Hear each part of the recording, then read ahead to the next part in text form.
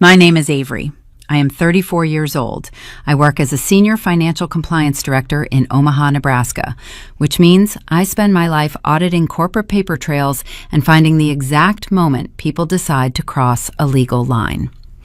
On a Tuesday evening, standing in a school gymnasium that smelled of floor wax and vanilla extract, I found the line my parents crossed. A man in a navy windbreaker walked past the folding tables of cookies and handed me a thick manila envelope. Inside was a civil lawsuit demanding $17.6 million. The plaintiffs listed at the top of the page were Richard and Susan Alexander, my mother and father. For 3 decades, they called me a financial failure. They rolled their eyes every time I bought a $10 scratch-off ticket to decompress after a long week.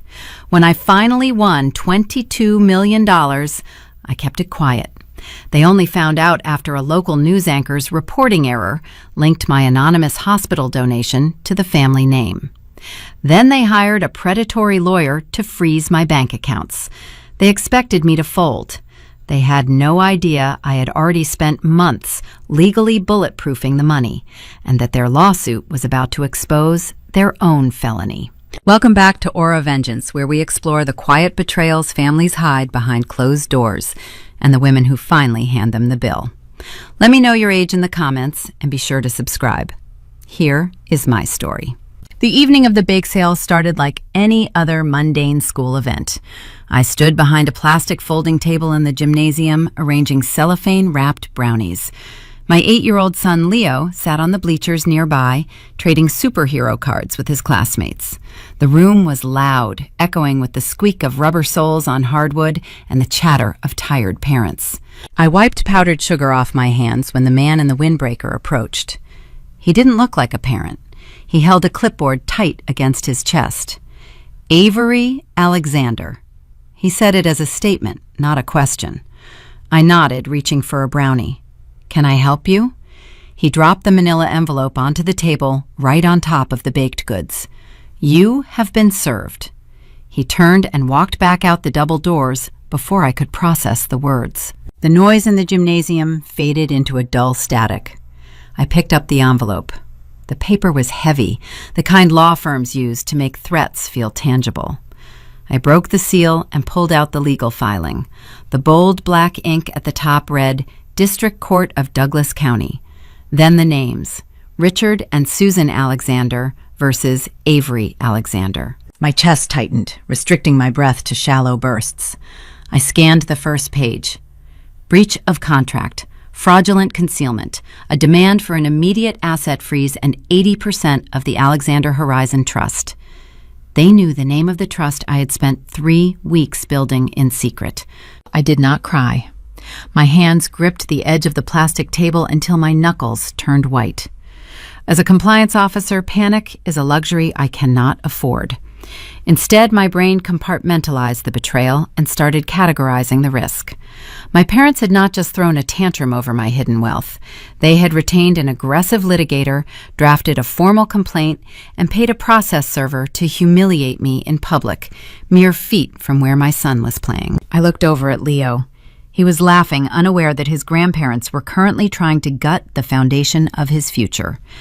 They wanted my money not because they needed it to survive, but because they felt an intrinsic, terrifying entitlement to everything I produced. I slid the lawsuit back into the envelope and locked my jaw.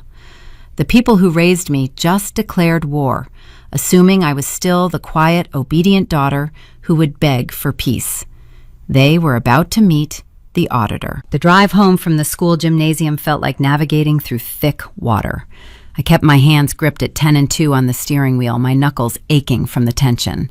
In the rear-view mirror, Leo was humming a cartoon theme song, kicking his light-up sneakers against the back of the passenger seat. He was blissfully ignorant of the legal bomb sitting just inches away from him. The manila envelope rested on the upholstery, heavy and toxic, a physical manifestation of my family's greed. When we finally reached our driveway, I went through the evening motions with mechanical precision. I cooked macaroni and cheese. I checked math homework. I read a bedtime story about dragons and tucked the blankets under Leo's chin. Only when his bedroom door clicked shut did I allow myself to drop the facade. I walked into the kitchen, turned on the pendant lights, and slid the lawsuit out of the envelope. The pages fanned across the cold granite island. I traced the paragraphs with my index finger, my eyes scanning the legal jargon. Attorney Vance had drafted a narrative claiming the Mega Millions ticket was purchased under an oral agreement, a shared family venture.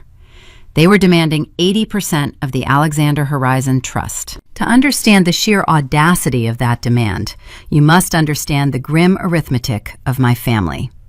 I view human relationships through the lens of compliance and ledgers, because growing up in our Nebraska home, affection was strictly a transactional currency. In my parents' eyes, there were two distinct categories of offspring. My older brother Chase was the golden investment. I was the overhead. In business, you pour capital into your investments, hoping for a return. You minimize, ignore, and resent your overhead. Chase was a charismatic serial entrepreneur. He possessed a bright, blinding smile and a hollow core. His business ventures consistently imploded, leaving craters of debt that my parents happily filled by remortgaging their house or draining their savings. There was the app development company that never produced a line of code, the boutique fitness gym that shuttered in 4 months, and most notably, the premium dropshipping enterprise 2 years ago. When Chase announced his dropshipping company, my parents treated it like a coronation. They threw a catered launch party in their backyard. I remember standing near the edge of the patio holding a plastic cup of sparkling water. The lawn was decorated with rented white tents and high-top tables draped in heavy linen. Waiters carried silver trays of shrimp skewers and bruschetta. Chase stood at the center of the crowd, wearing a tailored navy suit purchased with our parents' home equity, clinking a champagne flute and talking about his visionary market disruption. That same week, I had earned my promotion to Senior Financial Compliance Director. I had worked 70-hour weeks auditing relentless corporate accounts to secure that title. I quietly mentioned the promotion to my father near the buffet table. Richard barely looked away from his golden son. He gave a dismissive grunt, scooped a meatball onto his plate, and suggested I use my new position to review Chase's tax filings for free. My achievement was invisible, unless it could be leveraged to serve the investment. I survived this environment by adopting a policy of silent endurance. I took out federal student loans to pay for state college. I worked night shifts at a logistics call center to cover my rent. I expected nothing from them, and they delivered exactly that. But the silence did not protect me from their scorn. My mother, Susan, harbored a specific, sharp disdain for my methods of survival. She viewed my steady, predictable life as a symptom of low ambition. My only vice, my single indulgence, was a Friday night ritual. After a grueling week of analyzing corporate fraud, I would stop at the Quick Shop on O Street. I would buy a cheap coffee and a $10 scratch-off lottery ticket. It was a harmless mental escape.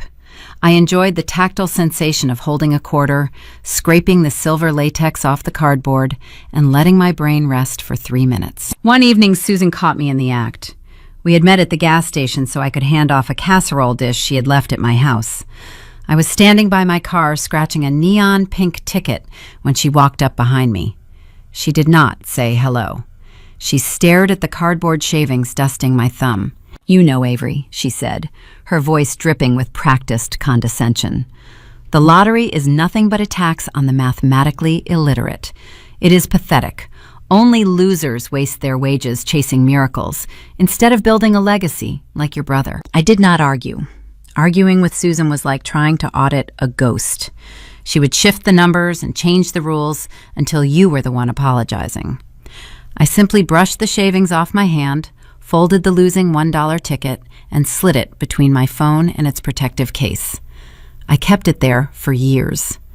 Every time I answered a call from my mother, my fingers brushed against that piece of cardboard, reminding me of my exact place in her hierarchy. The loser, the mathematically illiterate clerk. Their disdain crystallized into pure neglect 3 years ago, during the most vulnerable moment of my life. When I gave birth to Leo, I became a single mother. The biological father had bolted long before the 3rd trimester, leaving me to navigate parenthood alone. I lay in the sterile recovery room of the Lincoln maternity ward, exhausted, holding my newborn son. Susan and Richard visited on the second day. They stayed for exactly 20 minutes. My father stood by the window checking the parking meter on his phone. My mother held Leo briefly, her eyes darting to her smartwatch every few seconds. Chase was preparing a pitch deck for a new group of angel investors that afternoon, and Susan was frantic about helping him format the slides. She handed Leo back to me, smoothed her designer blouse, and placed a small white envelope on the rolling hospital tray. "We are so busy with your brother's launch," Susan said, offering a tight, obligatory smile. "But we wanted to make sure you had something for the baby." After they rushed out the door, leaving the room heavy with their absence, I opened the envelope. Inside was a generic greeting card and a gift card to a chain restaurant. The balance was $25. I looked at my newborn son, tracing the soft curve of his cheek. In that sterile room, holding a piece of plastic worth 2 decent appetizers, I learned the hardest lesson of my adult life. Competence is a curse in a dysfunctional family. Because I could pay my own rent, because I could secure my own health insurance, because I did not create chaotic emergencies, my parents felt exempt from loving me. They expected me to survive quietly in the shadows while they poured their entire existence, their finances, and their emotional capacity into the child who refused to learn how to swim. Standing in my kitchen years later, staring at the lawsuit under the pendant lights, the pieces of their psychology clicked together. They did not sue me because they felt betrayed by my secrecy. They sued me because they felt robbed of their rightful property. In their minds, the overhead had no right to generate a profit. Any wealth I stumbled into inherently belonged to the family ledger to be reallocated to the golden investment. I gathered the legal pages, aligning the edges with sharp taps against the granite counter. Attorney Vance had drafted a terrifying threat, securing an injunction to freeze my trust accounts. To fight a lawyer of his caliber, I needed to understand exactly what kind of financial leverage my parents were using to pay his premium retainer. I opened my laptop, pulling up the secure portal for my personal credit dashboard. Before I could launch a counter-offensive, I had to ensure my own financial footprint was locked down. As the loading icon spun on the screen, a cold shiver traveled down my spine. Staring at the credit dashboard brought a buried memory rushing to the surface. It was the memory of the very first time I realized my parents were capable of financial sabotage. The true origin story of my hypervigilance, and the reason I knew without a shadow of a doubt that Richard and Susan Alexander were dangerous. The loading icon on my laptop screen spun in a tight blue circle, a digital heartbeat, measuring the delay between a secure login and a terrifying reality. I watched it cycle, my breath shallow, pulled backward through time. I was no longer a 34-year-old compliance director standing in a granite kitchen. I was 22 again, sitting on a stained futon in a cramped dorm room, staring at a piece of paper that told me my future was canceled. My meticulous, hypervigilant nature was not a personality quirk inherited from a distant relative. It was a survival mechanism born directly from trauma. People do not become auditors because they love ledgers. They become auditors because they have learned the devastating cost of trusting someone else's math. 12 years prior, I had just graduated from the State University. I secured an entry-level accounting job in downtown Omaha. The salary was modest, barely enough to cover a decent living standard, but to me it represented independence, freedom from the quiet, suffocating neglect of my childhood home. I found a small, sensible apartment near the corporate district. I filled out the application, paid the $40 processing fee, and waited for the inevitable approval. 3 days later, the leasing agent called. Her voice carried the tight, uncomfortable pitch of someone delivering bad news. "Miss Alexander, we cannot approve your application." I sat on my futon, clutching my cheap flip phone. I asked her if there was a mistake with my employment verification. "It is not your employment," she said, lowering her volume as if someone might overhear her. "It is your credit score. You are sitting at a 450. The number hit my chest like a physical weight. 450 is not a score generated by missing a car payment. It is a number that indicates systematic, catastrophic financial ruin. I thanked the agent, hung up the phone, and immediately requested a full credit report from the primary bureaus. When the PDF finally generated on my heavy, outdated laptop, I scrolled through the pages, my eyes scanning the red flags marking the digital wreckage. There were 3 distinct credit accounts listed: a high-limit travel card, a premium retail line, and a standard revolving Visa. All 3 were opened in the last 36 months. All 3 were maxed out. All 3 were in my name, carrying a total delinquent balance of $28,000. I did not recognize the account numbers. I had never applied for a travel card. My hands shook as I cross-referenced the opening dates. The first card was activated during my sophomore year finals week. The mailing address linked to the accounts was not my dorm room. It was my parents' house in Lincoln. I drove the 50 miles from Omaha to Lincoln in a fugue state. The Nebraska highway stretched flat and gray, mirroring the hollow feeling in my stomach. I assumed with naive desperation that someone had stolen our mail. I assumed we were victims of a sophisticated scam. I burst through the front door of my childhood home, clutching the printed credit report in my fist. My mother, Susan, was in the kitchen, carefully arranging a tray of assorted cheeses for her afternoon book club. Richard was sitting in his recliner in the adjacent living room, watching a golf tournament. "Mom," I said, my voice cracking, waving the papers. "Someone stole my identity. Someone opened credit cards in my name. I am $28,000 in debt. We need to call the police." Susan did not drop the cheese knife. She did not gasp. She did not ask to see the report. She smoothly transferred a slice of sharp cheddar to the tray, wiped her fingers on a linen towel, and sighed. "Avery, lower your voice," she scolded, glancing toward the hallway. "You are going to give your father a headache." I froze, the adrenaline stalling in my veins. "You do not understand," I pleaded, taking a step toward the island. "My credit is ruined. I cannot get an apartment. We have to file a fraud report, right now." Susan turned to face me, leaning against the counter. Her expression was completely devoid of panic. Instead, it carried a familiar, patronizing annoyance, the look she usually reserved for when I asked her to attend a parent-teacher conference, instead of helping Chase pick out a new suit. "There is no need to involve the authorities," she said, her tone smooth and chillingly casual. "We used your information to help Chase fund his fraternity's startup, the craft brewing venture. You remember." The air in the kitchen turned thin and metallic. I stared at the woman who gave birth to me, trying to process the syllables leaving her mouth. "You committed fraud?" I whispered the words, tasting like ash. "You stole my identity." Susan rolled her eyes, picking up a damp cloth to wipe a microscopic smudge off the granite. "We did not steal anything. You are family. Families help each other. Chase just hit a few unexpected snags with the distribution side of the business. The accounts got a little behind. Do not be dramatic." I looked past her into the living room. Richard was still staring at the television. He had not muted the golf tournament. He had not turned his head. His silence was an explicit endorsement of the theft. "You ruined my credit," I said, my voice rising, vibrating with a desperate youthful fury. "I cannot rent an apartment. I am $28,000 in debt. How am I supposed to live?" Susan slammed the damp cloth onto the counter. "That is enough, Avery. We are already carrying a second mortgage to cover his marketing costs. You have a full-time job now. You can afford to make the minimum payments until Chase gets his next round of investor funding." She was demanding I subsidize the theft. She expected me to sacrifice my own foundation to pad her golden investment's inevitable collapse. Chase's craft brewing venture folded 6 weeks later.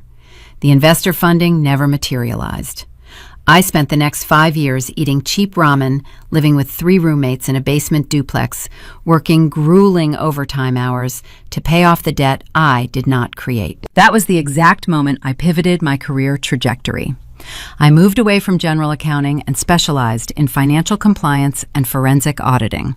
I spent a decade learning how to track hidden assets, how to dissect fraudulent ledgers, and how to identify the microscopic cracks in a fake narrative.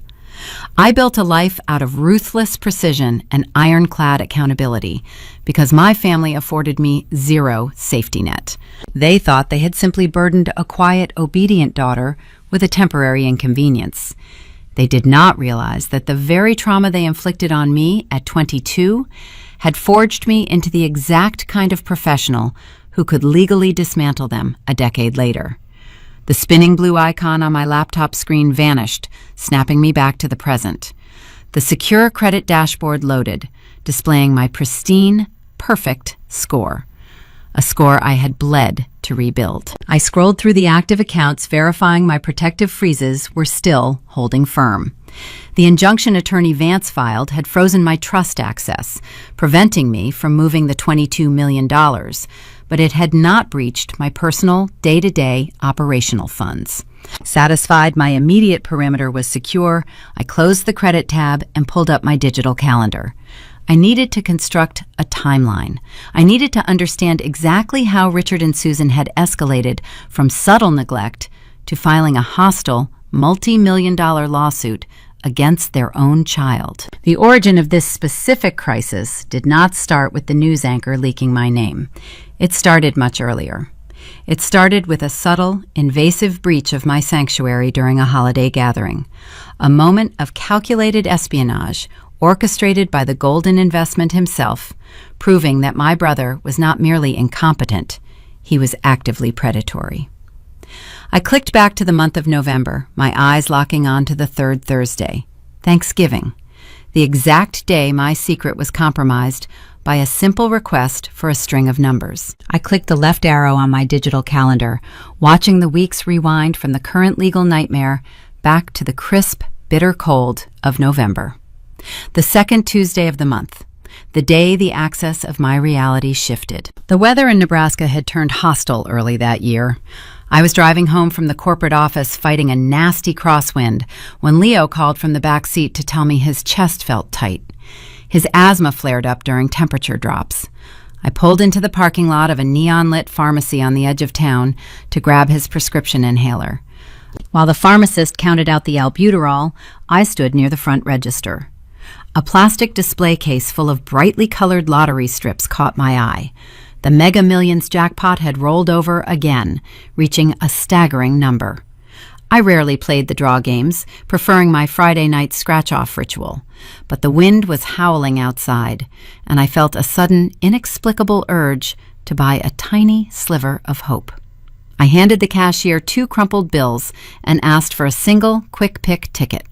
I shoved the printed receipt into my coat pocket next to my car keys, grabbed the medication, and pushed the thought from my mind. The next morning, I sat in my ergonomic chair at the compliance firm, a lukewarm cup of black coffee resting next to my keyboard.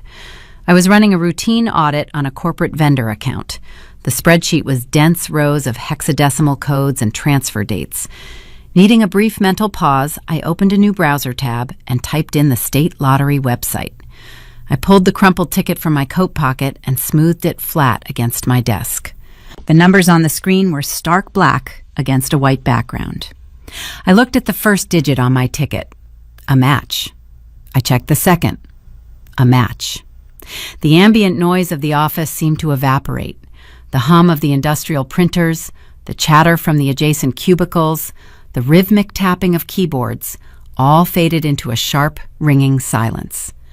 I traced my index finger across the 3rd, 4th, and 5th numbers. All matches. I moved to the final red circle, the multiplier. Match. I did not jump out of my chair. I did not scream or pop champagne. The physical sensation was not joy. It was a sudden, freezing wave of adrenaline. My pulse thudded against the base of my throat, heavy and frantic. $22 million. In that sterile cubicle, staring at a life-altering fortune, my compliance brain overrode my human emotions. I instantly calculated the risks.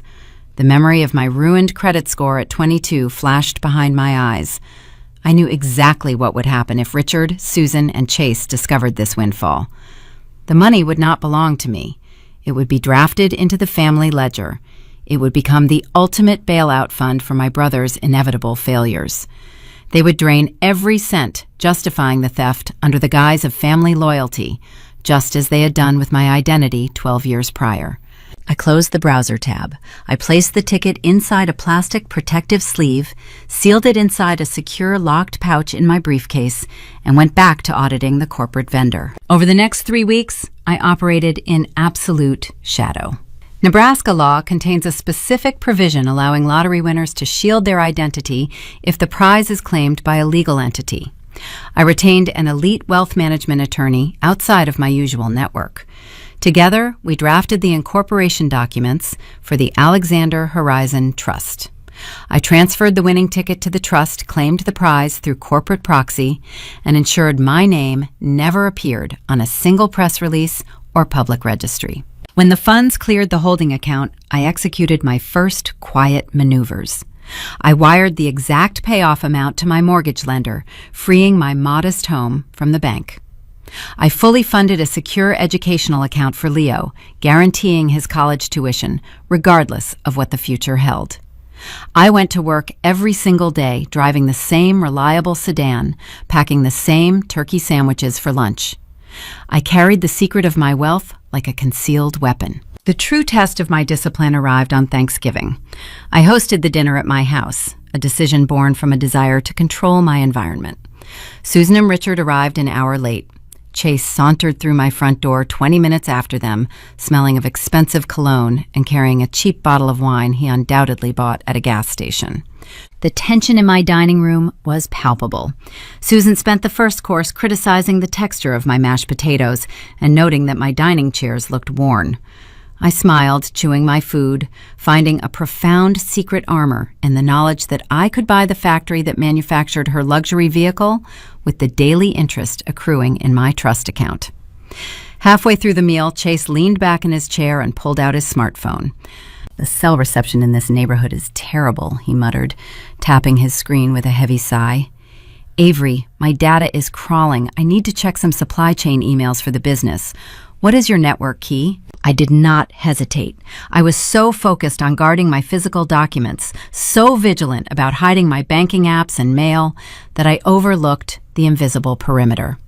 I recited the alphanumeric password to my home router. I treated him like a standard holiday guest, forgetting that my brother was an opportunistic predator, always hunting for an angle. I handed him the digital keys to my network, oblivious that he possessed the technical sleaze to run a packet-sniffing application. He wanted to see where my web traffic was going. He wanted to know if the Quiet Sister was hiding any valuable data. After dessert, the evening took a bizarre turn. Susan stood up, retrieving a large leather-bound portfolio from her designer tote bag. She unzipped it, revealing a stack of heavy cream-colored parchment paper. She produced a gold fountain pen and laid a blank sheet of the thick paper in the center of the dining table. "I am starting a new family tradition," Susan announced, her voice adopting a rare, sugary sweetness that immediately made my stomach knot. "A generational scrapbook. I want everyone to sign the bottom of this page. Next year, we will add handprints from Leo. I want to frame our legacy." Richard grunted his approval and scrawled his name. Chase scribbled his signature with a flourish, handing the pen to me. I stared at the blank expanse of parchment. Every instinct honed by a decade of corporate compliance screamed at me. You never sign a blank document. You never provide an unsecured signature. But I was exhausted. I was tired of the subtle jabs, the critical glances, the heavy weight of guarding my secret. I just wanted the holiday dinner to end without a screaming match. I convinced myself it was merely a sentimental, eccentric project from a woman desperate to craft a perfect family image. I took the gold pen.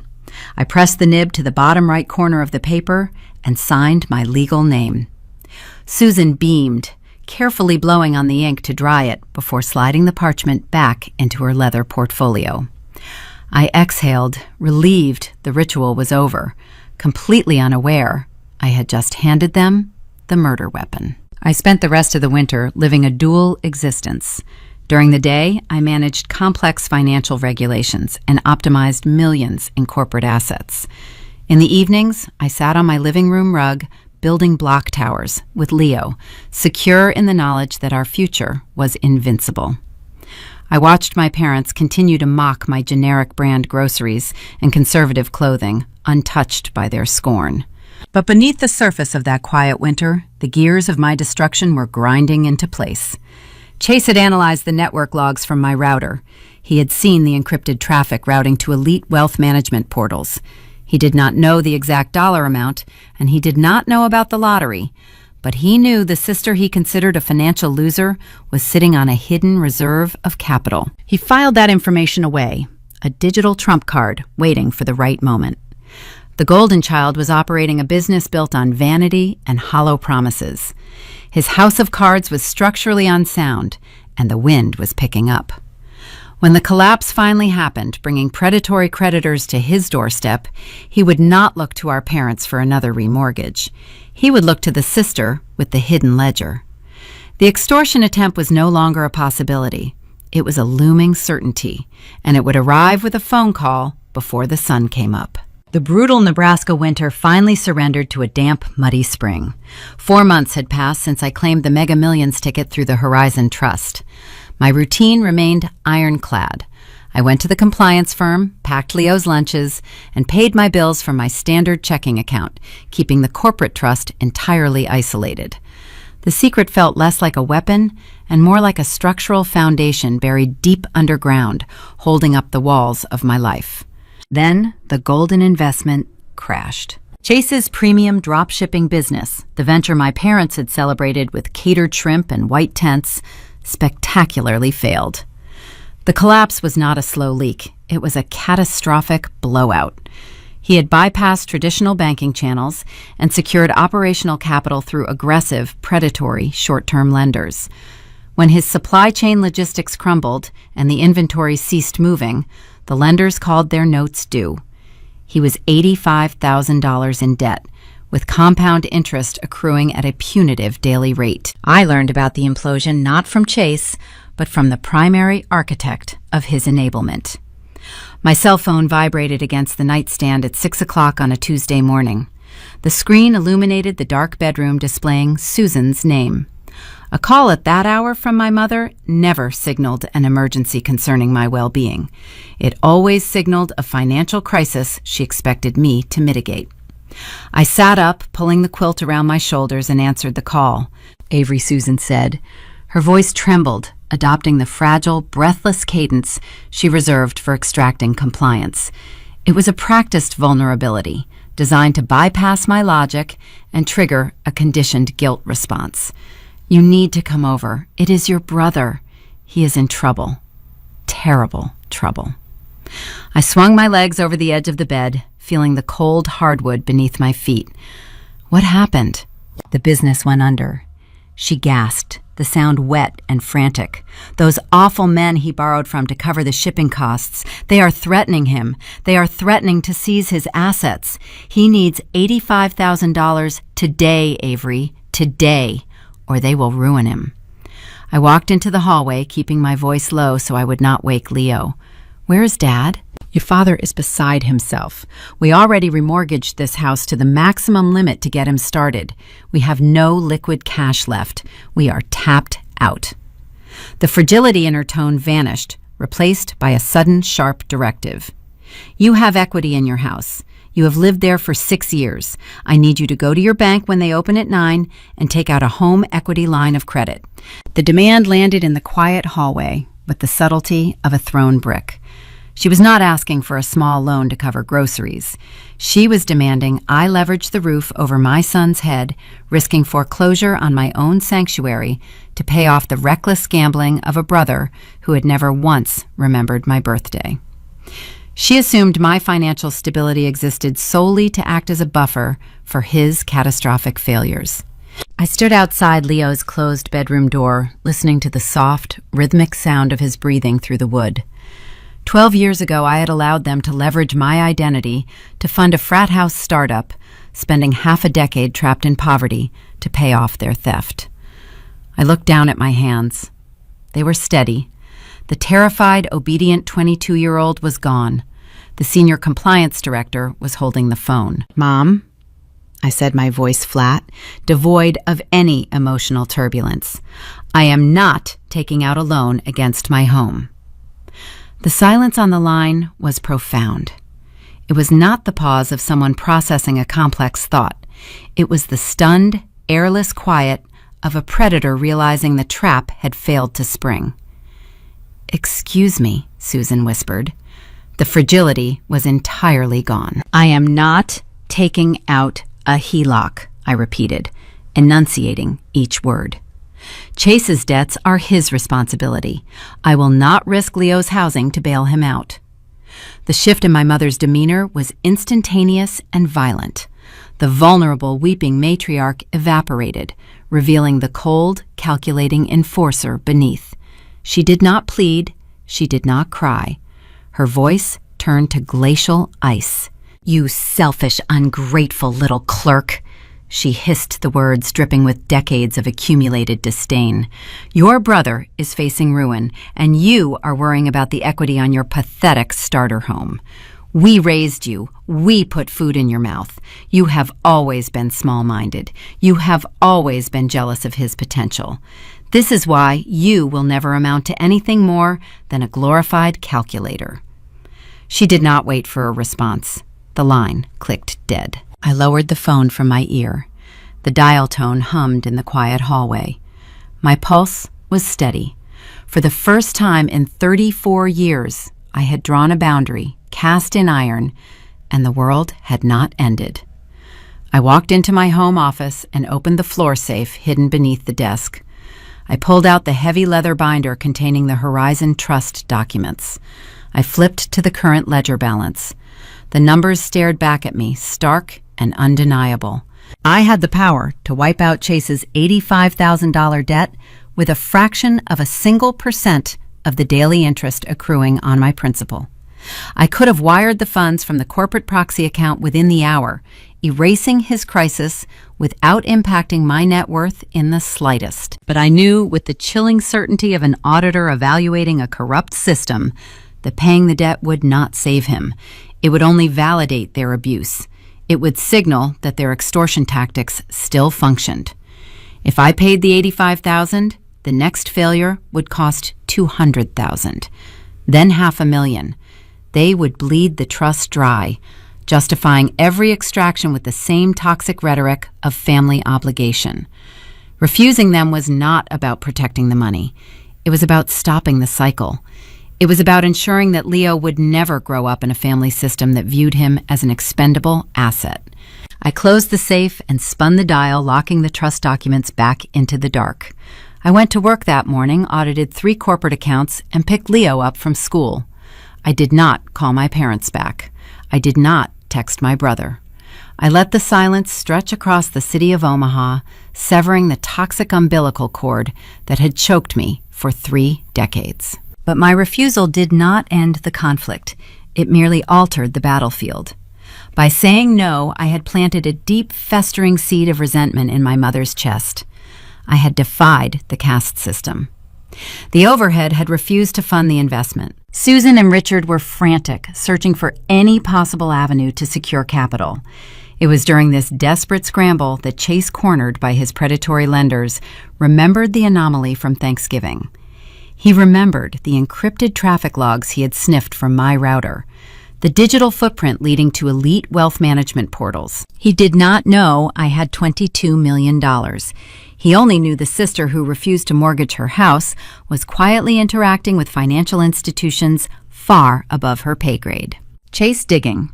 He started monitoring my routine, tracking my movements with the desperate paranoia of a man running out of time. He was looking for a crack in my perimeter, a loose thread he could pull to unravel my secrets. I was heavily fortified against digital intrusion, keeping my accounts locked behind multi-factor authentication and proxy servers. But no fortress is entirely impenetrable, especially when you introduce the unpredictable variable of human interaction. The breach of my anonymity did not come from a hack or a stolen password. It came from a moment of unchecked gratitude, broadcast on high-definition television, setting the stage for an invasion I never saw coming. Secrets of a certain magnitude create their own gravitational pull. You can bury them under legal paperwork and corporate proxy accounts, but they warp the environment around them. They alter the way you walk, the way you speak, the way you look at a bank statement. I guarded the Alexander Horizon Trust with ruthless precision, funneling all my energy into maintaining the facade of a struggling single mother. But wealth requires an outlet. I wanted to use a fraction of the funds for something tangible, something that mattered outside of a balance sheet. Leo suffered from severe asthma. During the bitter Nebraska winters, we spent countless exhausted hours in the pediatric respiratory ward of the local Omaha hospital. I knew the layout of that ward intimately. The facility was outdated, the waiting rooms cramped with faded vinyl chairs, the medical equipment functional but aging. The nurses worked miracles in a space that felt forgotten. I instructed my wealth management attorney to execute a wire transfer. $500,000 moved from the Horizon Trust to the Hospital Development Foundation. The funds were specifically earmarked for the construction of a modernized pediatric wing. My single, non-negotiable stipulation was strict anonymity. The legal documents required a signature, but the public-facing press release was supposed to credit an unnamed local benefactor. The system failed because of human error. It happened on a Thursday evening during the 5 o'clock local news broadcast. I was standing at the kitchen island chopping carrots for a stew. The television murmured in the background, tuned to the local affiliate out of habit. The anchor, a veteran journalist with silver hair, transitioned to a human interest segment about the hospital renovations. He read the teleprompter script written by a junior producer who had poorly summarized the hospital administrator's press release. The anchor smiled at the camera.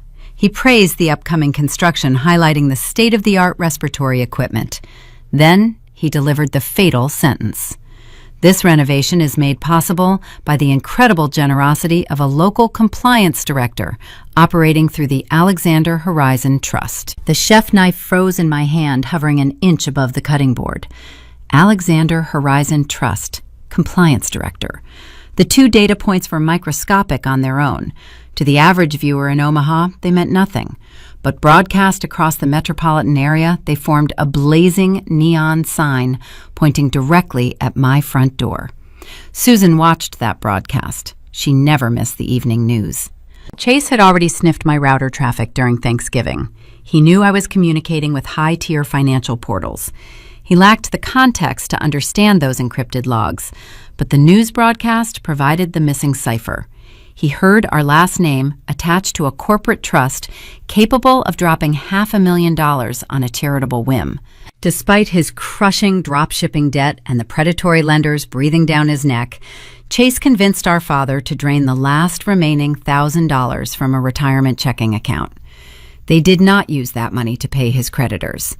They used it to hire a private investigator. The investigator was a seasoned professional who knew how to navigate corporate veils. He pulled the state registry for the Horizon Trust.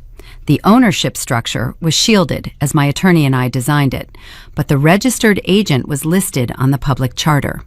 The registered agent was my corporate wealth lawyer. The investigator could not pierce the banking records, so he resorted to physical surveillance. He staked out the lawyer's downtown Omaha office.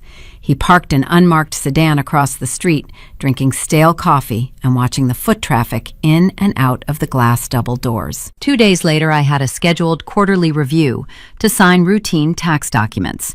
I walked out of the wealth management firm into the afternoon sun, adjusting my trench coat against the chill, holding a stamped folder containing my quarterly statements. The investigator raised a camera, equipped with a telephoto lens. The shutter clicked. He captured the image of my face, the folder, and the brass plaque of the elite financial firm reflecting in the glass behind me. He cross-referenced the image with public records, compiled a brief dossier, and handed the printed photograph and the trust documentation to my brother. Friday evening, my cell phone sat on the kitchen counter next to the sink. It vibrated. A single text from the family group chat. I ignored it, wiping down the countertops with a damp sponge. Then it vibrated again and again. The rhythmic buzzing escalated into a relentless mechanical hum, the device dancing across the granite surface. The screen lit up in rapid succession. I set the sponge down, dried my hands on a towel, and picked up the phone. There were 42 unread messages. The opening salvo was an image file. It was the photograph the investigator took outside the law firm. Below it was a screenshot of the trust registry highlighting the word Alexander. Then came the barrage. The messages were not congratulations. They were not expressions of joy for my good fortune or relief that my struggles were over. They were concentrated extraction demands fueled by pure, unadulterated greed. Susan typed paragraphs of venom. She accused me of hoarding family resources while Chase faced financial ruin. She called my hospital donation a sickening display of ego, asking how I could give money to strangers while my own flesh and blood suffered. Richard broke his usual passive silence to demand I wire the $85,000 immediately to clear the dropshipping debt, typing in erratic capital letters. Chase sent a simple, chilling sentence. "We know you have it, Avery. Time to pay up." I stood in the kitchen, the blue light of the screen illuminating my face, reading the digital firing squad. The daughter they had written off as a mathematical failure, the overhead they begrudged for every cent of college tuition, was suddenly their sole retirement plan and salvation. Their entitlement was breathtaking. They did not view the trust as my property. In their skewed logic, the money belonged to the family unit, which meant it inherently belonged to Chase. The boundaries I had spent a decade building, the emotional distance I had cultivated to survive their neglect, were buckling under the weight of their desperation. I muted the chat thread and placed the phone face down on the counter. The digital assault was terrifying, but my compliance background kicked in, regulating my pulse. You can block a phone number. You can delete an application. I assumed their fury would burn itself out in cyberspace once they realized I was not going to respond to their texts. I underestimated the frantic urgency of a golden child cornered by predatory lenders and a mother obsessed with his rescue. They realized the text messages were failing to generate a wire transfer. The digital war was merely the opening maneuver. They needed to apply physical pressure to break my resolve. They were preparing to breach the perimeter of my actual sanctuary, forcing a confrontation where I could not simply turn off a screen. The physical confrontation in the driveway shattered any lingering illusion that ignoring my family would make them go away. They had crossed the boundary from digital harassment to physical intimidation, using vehicles to trap me and shouting demands through my car window. That escalation proved they were no longer bound by social norms or basic decency. They viewed my wealth as their stolen property, and they were willing to tear my life apart to retrieve it. Which brings the timeline back to the school gymnasium, the smell of floor wax, and the manila envelope handed to me during the PTA bake sale. The lawsuit was their ultimate strike. They traded driveway ambushes for formal legal warfare. I sat at my kitchen island the morning after the bake sale, the house quiet, save for the hum of the refrigerator. I opened my laptop and navigated to the secure portal for my wealth management firm. I typed in my credentials, cleared the dual-factor authentication, and watched the dashboard load. The interface usually displayed a clean, organized breakdown of my liquid assets, municipal bonds, and the primary holding account for the Alexander Horizon Trust. Instead, a stark gray banner dominated the top of the screen. Account frozen, pending court order. I clicked the Details tab. Attorney Vance was swift and efficient. He had filed a preliminary injunction alongside the initial complaint, arguing that because the funds were subject to a dispute of ownership, they presented a flight risk. A judge had signed the order. My access to the $22 million was severed. I stared at the gray banner, feeling a tight, restrictive knot form in my chest. I was a millionaire on paper, but in reality, I was cut off from my own armor. I had to fund a high-stakes legal defense against a premium Omaha litigator using only my standard biweekly corporate paycheck. My parents, despite their overwhelming debt and Chase's financial ruin, had somehow secured the capital to hire a legal shark, and they were using the judicial system to slowly bleed my resources dry. 3 days later, the true nature of their strategy arrived at my front door. A courier service delivered a heavy, sealed cardboard box from Vance's law firm. It was the preliminary discovery packet, the opening salvo of evidence they intended to use to dismantle my life. I carried the heavy box into the living room, setting it down on the area rug. I used a box cutter to slice through the packing tape, pulling open the cardboard flaps. The box was packed tight with thick black binders and manila folders. The smell of fresh printer ink and bleached paper drifted up from the contents. I sat cross-legged on the floor, pulling the first binder onto my lap. I sifted through the initial filings. There were sworn affidavits from Richard claiming a long-standing family tradition of sharing lottery purchases. There was a fabricated timeline drafted by Chase, outlining non-existent verbal agreements made during holiday dinners. It was a tapestry of lies, woven together with legal terminology to sound credible. Then I reached a transparent plastic sleeve near the middle of the binder. A white sticker on the corner marked it as Exhibit A. I slid the document out of the sleeve. It was a crisp, high-resolution photocopy of a handwritten page. The heading, penned in sharp cursive, read, Mutual Family Lottery Agreement. My eyes scanned the paragraphs. The text outlined a strict binding contract.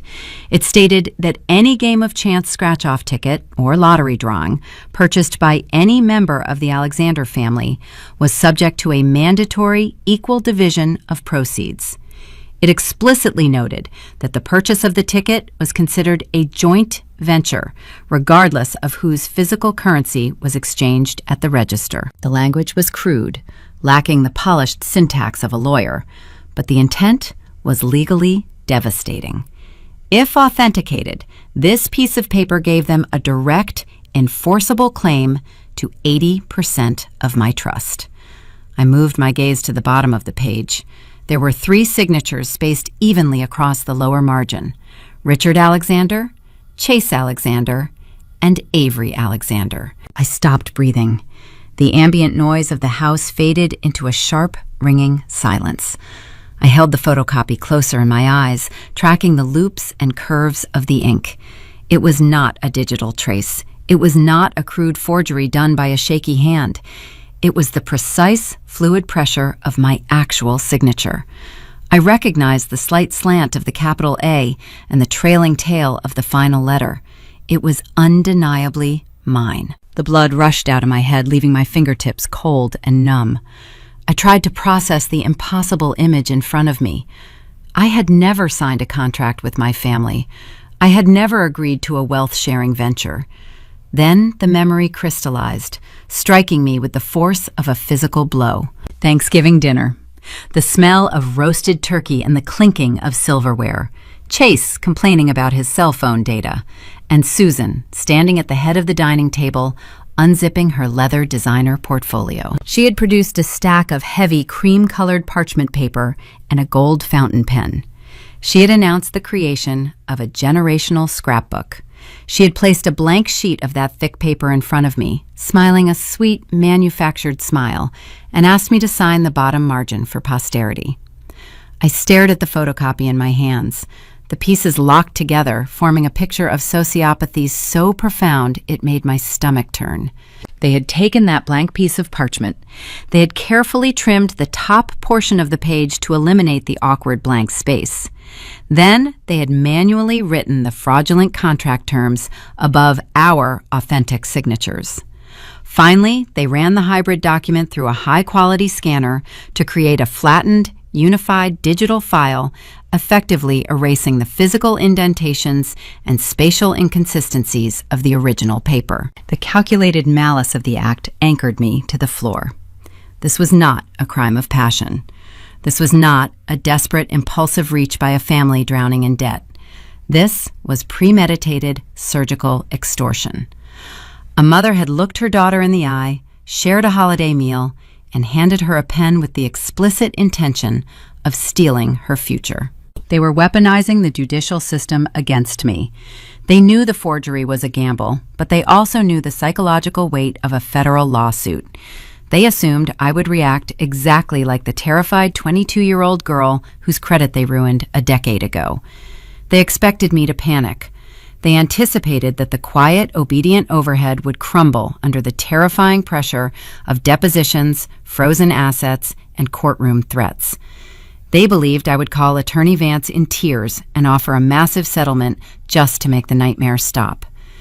I set the forged contract down on the rug. I did not cry. The initial shock evaporated, burning away under the heat of a sudden, icy clarity. They had made a fatal miscalculation. They had submitted a fabricated financial document into a formal legal discovery process, and they had handed it to a senior financial compliance director. They saw a frightened daughter. They forgot they were dealing with a forensic auditor. I spent 40 hours a week identifying the invisible seams in fraudulent ledgers. I understand the microscopic mechanics of deception. I know how digital overlays function under high-resolution scrutiny. I know how to extract the hidden metadata embedded in scanned files. They thought they had trapped me in an inescapable legal corner. Instead, they had just handed me the exact instrument required to destroy them.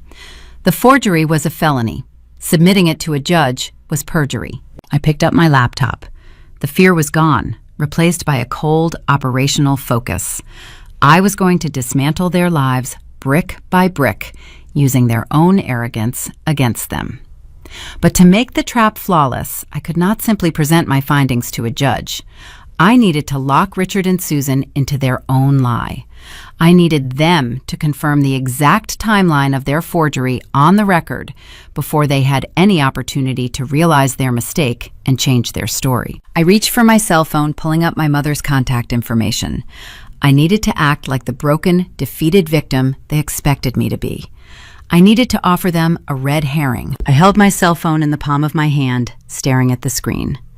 The contact name, Susan Alexander, glowed against the dark background. Before I tapped the call button, I needed to set the stage. I am a forensic auditor, which means I rely on verifiable evidence. In the state of Nebraska, the law dictates a one-party consent rule for audio recordings. I did not need a judge to grant me a warrant, and I did not need my mother's permission to document her extortion. I only needed to participate in the conversation. I opened my laptop, launching a high-fidelity audio capture program. I linked my phone to the computer's microphone array, ensuring the incoming audio would record in crisp, uncompressed format. The digital waveform monitor flatlined, waiting for a signal. To execute this trap, I could not sound like a senior financial compliance director. I had to regress. I had to strip away a decade of corporate armor and revert to the 22-year-old girl standing in a kitchen, devastated by a ruined credit score. I needed Susan to hear the quiet, obedient overhead she had spent her entire life manipulating. I paced the length of my granite island, forcing a physical reaction. I restricted my breathing to short, shallow bursts, intentionally depriving my blood of oxygen until a wave of genuine dizziness hit my skull. My heart rate elevated, my vocal cords tightened. I squeezed my eyes shut, dredging up the memory of the panic I felt when the process server handed me the manila envelope at the bake sale. I let that fear bleed into my throat. When my voice felt sufficiently frayed, I pressed the green call button and turned on the speakerphone. The line rang twice. The sound echoed in my empty kitchen, hollow and metallic. "Hello?" Susan answered with a clipped, haughty tone. It was the voice of a woman holding a royal flush, sitting back in her chair and waiting for her opponent to push their chips across the table. "Mom," I said. I let my voice crack on the single syllable. I exhaled a shaky breath directly into the microphone. "Please." A heavy, deliberate pause hung on the line. I could picture her standing in her pristine living room, a satisfied smirk curling the edges of her mouth. "Avery," she replied, her words dripping with a chilling, manufactured calm. "Have you reviewed the discovery packet Attorney Vance sent over?" I leaned against the counter, wrapping one arm around my stomach, physically mimicking a breakdown. "They froze my accounts, Mom. The judge signed the injunction. I cannot access the Horizon Trust. I cannot even pay the retainer for a defense lawyer right now. I am locked out of everything." Actions have consequences, Avery. You chose to be greedy. You chose to hoard family resources while your brother faced ruin. Now the legal system is holding you accountable. You brought this isolation upon yourself. Her lack of empathy was breathtaking, but it was exactly what I needed. Her ego was inflating with every terrified syllable I offered. "We can fix this without a courtroom," I pleaded, raising the pitch of my voice, letting a sob catch in my throat. "Let us settle this off the record, please." I found a smaller holding account the judge missed in the initial sweep. I can liquidate it today. I can wire you and Chase $100,000 each by tomorrow morning. $200,000 in cash, Mom. Just call Vance and tell him to drop the injunction and withdraw the lawsuit. The audience of my life, anyone listening to this raw, desperate audio file, would assume I was cracking under the terrifying weight of federal litigation. They would hear a broken daughter begging her powerful mother for a truce. Susan let out a sharp, dismissive scoff. The sound registered as a jagged spike on the digital waveform monitor. 200,000, she mocked, rolling the number around like a piece of cheap candy. You think you can throw pennies at us and walk away with 20 million? You really are small-minded. You always have been. It is all I can access without triggering a federal flag, I lied, my voice vibrating with engineered panic. Please, Mom. I do not even understand where that contract came from. I never agreed to a joint venture. I never sat down with you and Chase to negotiate a wealth-sharing agreement. The bait was floating in the water. I needed her to bite. I needed her to claim ownership of her own brilliant deception. Predators love to boast about their traps, especially when they believe their prey is already caught in the steel teeth. You were always careless, Susan gloated, her tone dripping with sadistic triumph. You never pay attention to the details, Avery. That is why you are just a clerk. We drafted that contract the day after Thanksgiving. We secured what was rightfully ours while you were busy trying to play the secretive millionaire. We are getting our 80%. You should have shared when you had the chance. Now, you get nothing. The audio waveform captured every single vowel. We drafted that contract the day after Thanksgiving. The trap sprang, shut the heavy steel jaws locking tight around her narrative. She had just verbally confirmed on a recorded line that the text of the contract was composed a full 24 hours after the family dinner took place. 24 hours after she made me sign the blank parchment paper for her generational scrapbook. She had just confessed to the sequential timeline of a federal forgery. I did not offer another sob. I did not plead. The fake tears dried instantly, evaporating under the heat of pure operational triumph. "Goodbye, Mom," I said. My voice was flat, resonant, and stripped of all fear. It was the voice of the senior compliance director. I tapped the red button terminating the connection before she could process the sudden shift in my cadence. The dial tone purred. I reached over to my laptop and stopped the recording software. I exported the raw audio file into a secure format, duplicated it, and uploaded the copies to 3 separate encrypted cloud servers. The evidence was locked away. I had the scanner metadata proving the digital overlay, and I had the plaintiff's own vocal confession confirming the fraudulent timeline. Exhibit A was complete and ready to deploy. I stood up straight, stretching my shoulders, shaking off the residual tension of the performance. The red herring had worked flawlessly. Susan felt victorious, convinced she had driven me to the brink of a nervous breakdown. She would call Attorney Vance immediately, boasting that I was ready to fold, ensuring they walked into our upcoming mediation meeting drunk on their own perceived power. But as I looked down at the physical discovery box sitting on my living room rug, a glaring discrepancy gnawed at the back of my mind. A loose thread hanging from their otherwise meticulous legal assault. I walked back to the box and pulled out a sheet of Attorney Vance's official letterhead. The paper was heavy stock embossed with a silver firm logo. I opened a new tab on my browser and ran a background search on the man currently trying to bankrupt me. Vance was a partner at a premium downtown Omaha litigation firm. He did not work on contingency. His profile boasted a minimum billing rate of $600 an hour. A lawsuit of this magnitude, requesting preliminary injunctions and forensic asset freezes, required a massive upfront retainer. The industry standard for this type of aggressive, multi-million-dollar trust litigation was anywhere from $50,000 to $100,000 just to initiate the filings. I leaned my hands on the granite island, staring at the screen. The math did not add up. Chase was $85,000 in debt to predatory lenders, facing the seizure of his own meager assets. Richard and Susan had drained their retirement accounts and maxed out their home equity to fund his doomed dropshipping venture. They barely had the liquid cash to hire a private investigator, let alone retain an apex predator like Vance. Where did the capital come from? They had to pay Vance somehow. Law firms of that tier require verified wire transfers before they draft a single paragraph. If my parents did not have the cash and Chase was bankrupt, they must have found an alternative funding source. There were two possibilities. Either they had secured a high-risk, unsecured commercial loan from a secondary institution, or they had an inside advantage at the law firm itself. A backdoor channel subsidizing the exorbitant legal fees. I needed to audit my enemy. I needed to map the financial plumbing of Vance's operation to understand how a broke family was funding a premium war. If they were hiding a toxic funding source or exploiting an ethical vulnerability within the firm, I could use it to detonate their legal standing before we even discussed the forged Thanksgiving contract. I closed the browser tab containing Vance's biography and opened my encrypted communication portal. I needed a different kind of expertise.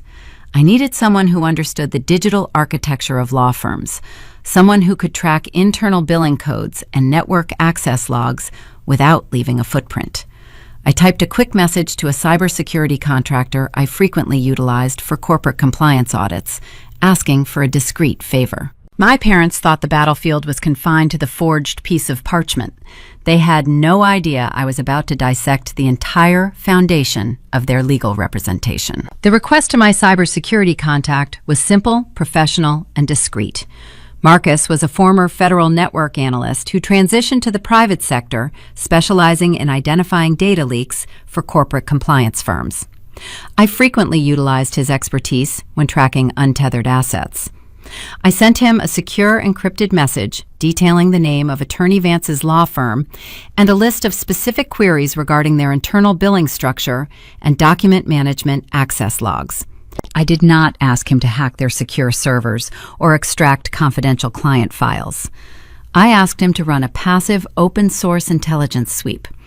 I wanted to know if the firm utilized a specific digital portal for client management and if there were any unusual routing patterns associated with the case file bearing my name. 2 days later, Marcus sent a reply.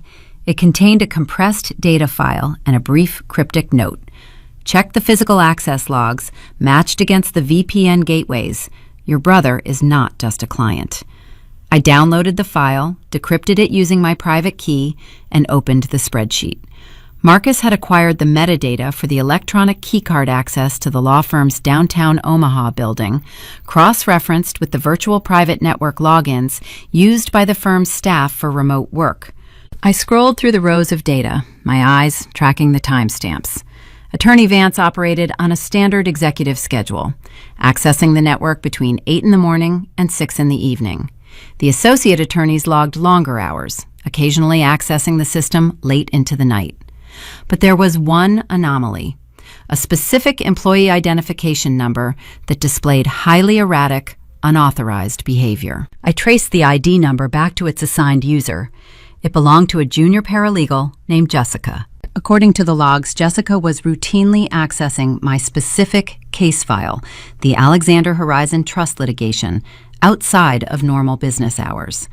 She was logging into the secure VPN from external IP addresses at 2, 3, and 4 o'clock in the morning.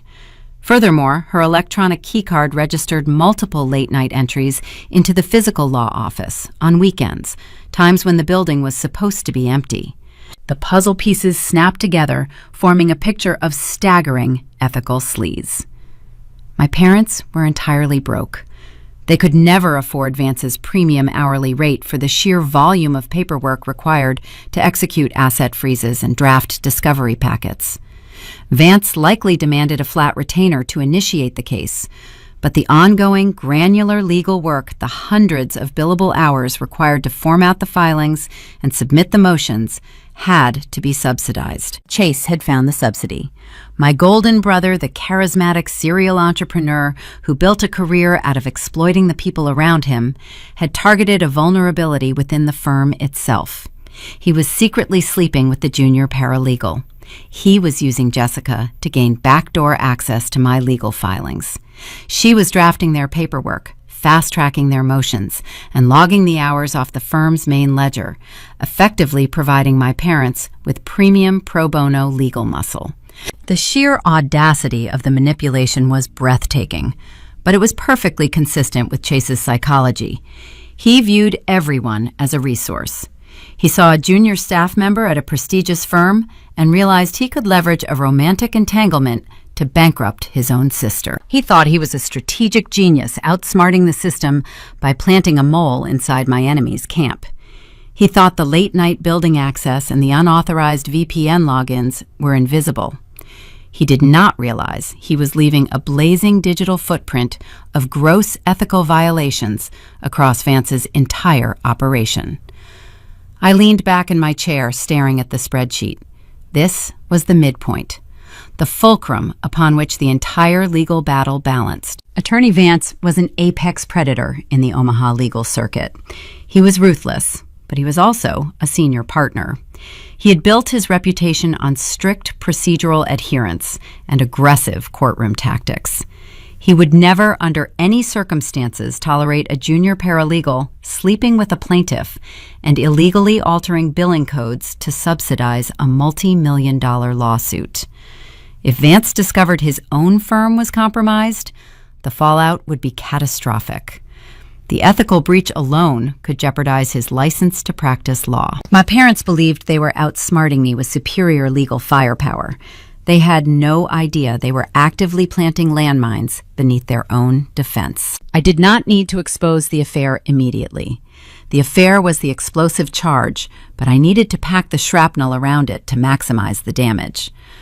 I spent the next 4 hours documenting every single late-night building swipe, every unauthorized document access, and every irregular VPN login associated with Jessica's ID number. I compiled the evidence into a pristine chronological dossier, converting the raw data into undeniable proof of a compromised legal environment. I printed the dossier, placing the pages inside a blue manila folder. I labeled it Exhibit C. The trap was gaining complexity. I had Exhibit A, the scanner metadata, proving the Thanksgiving contract was a digital forgery. I had the recorded audio file where Susan confessed to the fraudulent timeline. And now I had Exhibit C, the proof that Chase had compromised Vance's firm through an unethical, romantic entanglement. I looked at the blue folder resting on my desk. It was a devastating arsenal, capable of destroying their legal standing and terminating Vance's representation in a matter of seconds. But a lingering question, a dark, persistent shadow, refused to dissipate. Jessica, the paralegal, was covering the ongoing hourly labor, but Vance still required a massive upfront cash retainer to officially take the case and file the initial injunction. A shark of his caliber does not walk into a courtroom without $50,000 to $100,000 secured in his trust account. If my parents were broke and Chase was dodging predatory lenders, where did the initial $50,000 come from? They did not win the lottery. They did not have secret offshore accounts. They had to acquire a significant chunk of liquid capital very quickly to pay Vance's entry fee. I opened a new browser tab, navigating away from the cybersecurity logs and logging directly into the Douglas County Public Records database. I needed to put on my compliance hat and run a full forensic audit on my own parents. I needed to trace the origin of that retainer fee. I started by searching Richard and Susan's names against the current property tax registries. I pulled the deed history for their primary residence in Lincoln, the house I grew up in. The records confirmed what Susan had screamed at me over the phone weeks ago. They had remortgaged the property to the absolute maximum limit to fund Chase's failed dropshipping venture. There was zero equity left to extract. No bank would issue them a loan against that address. I expanded the search parameters, running their names through the Uniform Commercial Code filings, looking for any registered liens or secondary collateral agreements. The query returned a blank page. They had no other physical assets, no secondary vehicles, no boats, no vacant land. I sat in the quiet glow of my monitor, chewing the inside of my cheek. The math was impossible. They had to pay Vance. The money had to originate from a verifiable source. I altered the search algorithm. Instead of searching their names as primary property owners, I ran a reverse query through the county lien registry, searching for any newly originated commercial debt linked to an LLC holding company registered to their home address. Sometimes desperate individuals create shell companies to mask their liability when seeking high-risk loans. The database churned for several seconds before returning a single hit: a newly registered entity. Alexander Holdings, LLC. The registered address was my parents' house in Lincoln. I clicked the hyperlink, pulling up the detailed filing. The LLC had recently secured a commercial home equity line of credit. The loan amount was exactly $150,000. The origination date was 4 weeks ago, perfectly aligning with the timeline of Vance filing the lawsuit. My heart began to hammer a slow, heavy rhythm against my ribs. A commercial HELOC requires physical collateral. It requires a property with substantial untapped equity. If my parents' house was already leveraged to the breaking point, what property did they use to secure the loan? I scrolled down the digital document past the boilerplate legal terms, searching for the collateral description. I found the property address listed under Schedule A. It was a small 2-bedroom starter condo in downtown Omaha. The air in my lungs turned to ice. I recognized the address instantly. It was the apartment I lived in right after college, the one I rented after spending 5 years eating ramen to pay off the credit card debt they dumped on me. I had eventually saved enough to put a down payment on that condo. Because my credit history was still recovering, at the time Richard and Susan had co-signed the original deed to secure the favorable interest rate. I moved out of that condo 6 years ago when I bought my current house. I kept the property, renting it out to university students to generate passive income. I paid the property taxes. I maintained the upkeep. It was a quiet, stable asset. I had completely forgotten that their names were still technically listed on the original deed as co-signers. My hands began to shake, a fine, uncontrollable tremor vibrating through my fingers. I scrolled further down the page to find the guarantor section, the section detailing who was legally responsible for the new $150,000 debt. The guarantor listed was Avery Alexander. The shock was a physical blow, a sudden, violent impact that knocked the breath out of me. They had not just found a creative financing solution. They had committed a profound, staggering felony. My parents had used their status as co-signers to bypass the primary deed holder. They had taken my old Social Security number, the one they memorized when I was a child, and they had forged a power of attorney document. They had marched into a secondary lending institution, masquerading as authorized representatives, and leveraged the entire equity of my rental property to secure a $150,000 commercial loan in my name. They stole my identity to pay the lawyer they hired to sue me. The glow of the computer monitor cast long, harsh shadows across my kitchen island. I sat perfectly still, listening to the rhythmic hum of the refrigerator processing the staggering reality displayed on the screen. The guarantor listed on the new home equity line of credit was Avery Alexander. To fund their hostile litigation, Richard and Susan had committed identity theft. The repetition of the crime was almost poetic. A decade earlier, they stole my credit to fund my brother's fraternity startup, leaving me to survive on instant noodles and endure years of financial exile. I spent my 20s painstakingly rebuilding my ledger, fighting for every single point on my credit score. When I finally saved enough capital at 28 to purchase a small 2-bedroom condo in downtown Omaha, the bank required a secondary signature due to my short recovered credit history. My parents co-signed the deed. It was a mere technicality. I paid the down payment. I paid every monthly installment. I sanded the hardwood floors myself. They never contributed a single dollar to that property. Yet they weaponized that technicality to orchestrate my ruin. They utilized their names on the original deed to bypass the primary owner. They extracted my old Social Security number from their records, marched into a commercial lending office, and leveraged the entire accumulated equity of my rental property.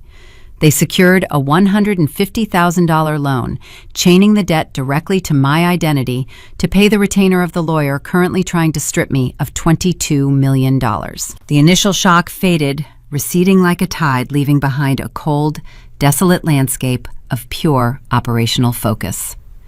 The fear that had stalked me since the PTA bake sale evaporated. It burned away under the intense, blinding heat of forensic clarity. I was no longer a daughter reeling from a familial betrayal. I was a senior financial compliance director, and I had just uncovered a federal wire fraud conspiracy. I needed the raw, physical documentation. A summary page on a county database was insufficient for the trap I was building. I navigated to the advanced portal for the Douglas County Clerk. I entered my credit card information to pay the digital processing fee, requesting the full, unredacted scan of the loan origination packet for Alexander Holdings, LLC. The download progress bar crept across my screen, a slow crawl of impending destruction. When the PDF finally materialized, it spanned 63 pages of dense boilerplate lending terminology. I scrolled past the amortization schedules and the generic liability waivers, hunting for the specific instrument of their fraud. To execute a loan of this magnitude without my physical presence, they required a legally binding proxy.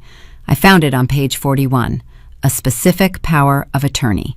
The document declared that Avery Alexander granted Richard and Susan Alexander full legal authority to execute financial encumbrances against the specified downtown Omaha property. I zoomed in on the bottom margin. The signature staring back at me was a clumsy, rushed imitation of my handwriting. It lacked the fluid slant of my actual signature, the one they had so carefully overlaid onto the forged Thanksgiving contract. They had likely panicked in the lending office, scribbling my name onto the proxy form in a desperate hurry. Below the forgery sat the notary's seal, a legal requirement to validate the proxy. The circular stamp pressed into the digital page bore the name of a licensed Nebraska notary public. I recognized the name immediately. He was a former college roommate of my brother. Chase had utilized his personal network to rubber stamp a fraudulent federal document, expanding the circle of criminal complicity. I continued scrolling down the packet, my eyes scanning the text for the final, crucial component of the audit, the disbursement instructions. When a secondary lending institution approves a commercial loan, they require routing directives. They need to know exactly where to send the capital. I located the disbursement authorization form on page 58. The instructions did not route the $150,000 to a personal checking account belonging to Richard or Susan. The funds were directed to a corporate trust routing number. I copied the 9-digit routing sequence and pasted it into a banking registry search tool. The result loaded instantly. The destination account belonged to Vance Litigation Partners. The final puzzle piece dropped into place, landing with a heavy, resonant thud. My parents did not touch the physical cash. They orchestrated a fraudulent loan, stole my identity, and wired the proceeds of their federal crime directly into the operating account of the man suing me. They had unwittingly turned a prestigious, high-tier Omaha litigator into a receiver of stolen funds. Attorney Vance was a shark, a man who built his career on meticulous procedural dominance. He demanded immense upfront capital from his clients to fund his aggressive tactics. He assumed his clients acquired that capital legally. He had no idea the $150,000 retainer sitting in his firm's escrow account was the direct result of identity theft. He had no idea his own paralegal was sleeping with the plaintiff to alter internal billing codes. My family thought they were assembling an unstoppable legal juggernaut. Instead, they had constructed a fragile house of cards on a foundation of severe federal felonies, and they had dragged an apex predator into the center of their mess. I turned on my laser printer. The machine whirred to life, pulling crisp white sheets from the tray. I printed the deed to the Omaha condo. I printed the forged power of attorney with the compromised notary stamp. I printed the disbursement routing slip, proving the stolen funds went directly to the law firm. I gathered the warm pages, aligning their edges with precise, sharp taps against the granite counter. I retrieved a heavy, red-tabbed manila folder from my home office. I placed the commercial loan documents inside. This was Exhibit B. I set Exhibit B next to the blue folder containing the paralegal access logs and the original file holding the scanner metadata for the Thanksgiving contract. The arsenal was complete. The documentation was irrefutable. I possessed the exact instruments required to dismantle their lawsuit, terminate their legal representation, and potentially send my own blood relatives to a federal penitentiary. But I could not simply mail these folders to a judge. Submitting the evidence through standard court clerks would trigger a slow, bureaucratic review. Vance would have weeks to spin a defense to claim ignorance to mitigate the damage to his firm. Susan and Richard would have time to formulate a new lie. I needed to trap them. I needed all of the players gathered in a confined space. I needed to look Vance in the eye when he realized his pristine legal license was tethered to a criminal conspiracy. I needed my mother to watch the trap spring shut. To orchestrate that confrontation, I needed to hire my own representation, not to fight a protracted court battle, but to facilitate a formal surrender. The next morning, I contacted a specialized forensic litigator in West Omaha. He was a quiet, clinical professional who primarily handled high-net-worth corporate uncoupling. I sat in his minimalist office, handed him a brief summary of the situation, and issued strict, unorthodox directives. I told him not to file a motion fighting Vance's preliminary injunction. I instructed him to leave my trust accounts frozen. My new lawyer raised an eyebrow, adjusting his wire-rimmed glasses. If we do not challenge the freeze, they will assume you are financially cornered. That is the objective, I replied, my voice steady and hollow. I want them to believe their extortion is working. I want you to draft a formal communication to Vance litigation partners. State that your client is overwhelmed by the scope of the lawsuit, incapable of funding a prolonged defense, and desperate to reach an off-the-record settlement. Request an immediate, in-person, pretrial mediation. He studied my face for a long moment, recognizing the cold calculation of an auditor preparing an execution. He nodded, turned to his keyboard, and began drafting the Trojan horse. The email transmission was sent at noon. Vance accepted the invitation within the hour. Predators rarely turn down a meal that offers its own throat. He smelled blood in the water, convinced the quiet, obedient daughter was ready to sign over 80% of her hidden fortune just to make the terrifying legal pressure stop. The meeting was scheduled for the following Tuesday morning, directly inside the polished walls of Vance's downtown law firm. I drove home that afternoon, my pulse beating a slow, measured rhythm. I walked into my home office, picked up my structured leather briefcase, and placed the red and blue folders inside. I zipped the compartment shut, the metallic sound echoing in the quiet room. The digital war, the driveway, ambushes, the forged parchment, and the stolen identity had all led to this exact juncture. The board was set, the pieces were locked in motion. I was ready to walk into the lion's den, not as prey, but as the architect of their total ruin. The 5 days leading up to the mediation meeting felt like a suspended breath. I operated in a state of hyper-focused clinical detachment, the kind of profound emotional isolation an auditor must adopt when dissecting the fraudulent ledgers of an executive they once trusted.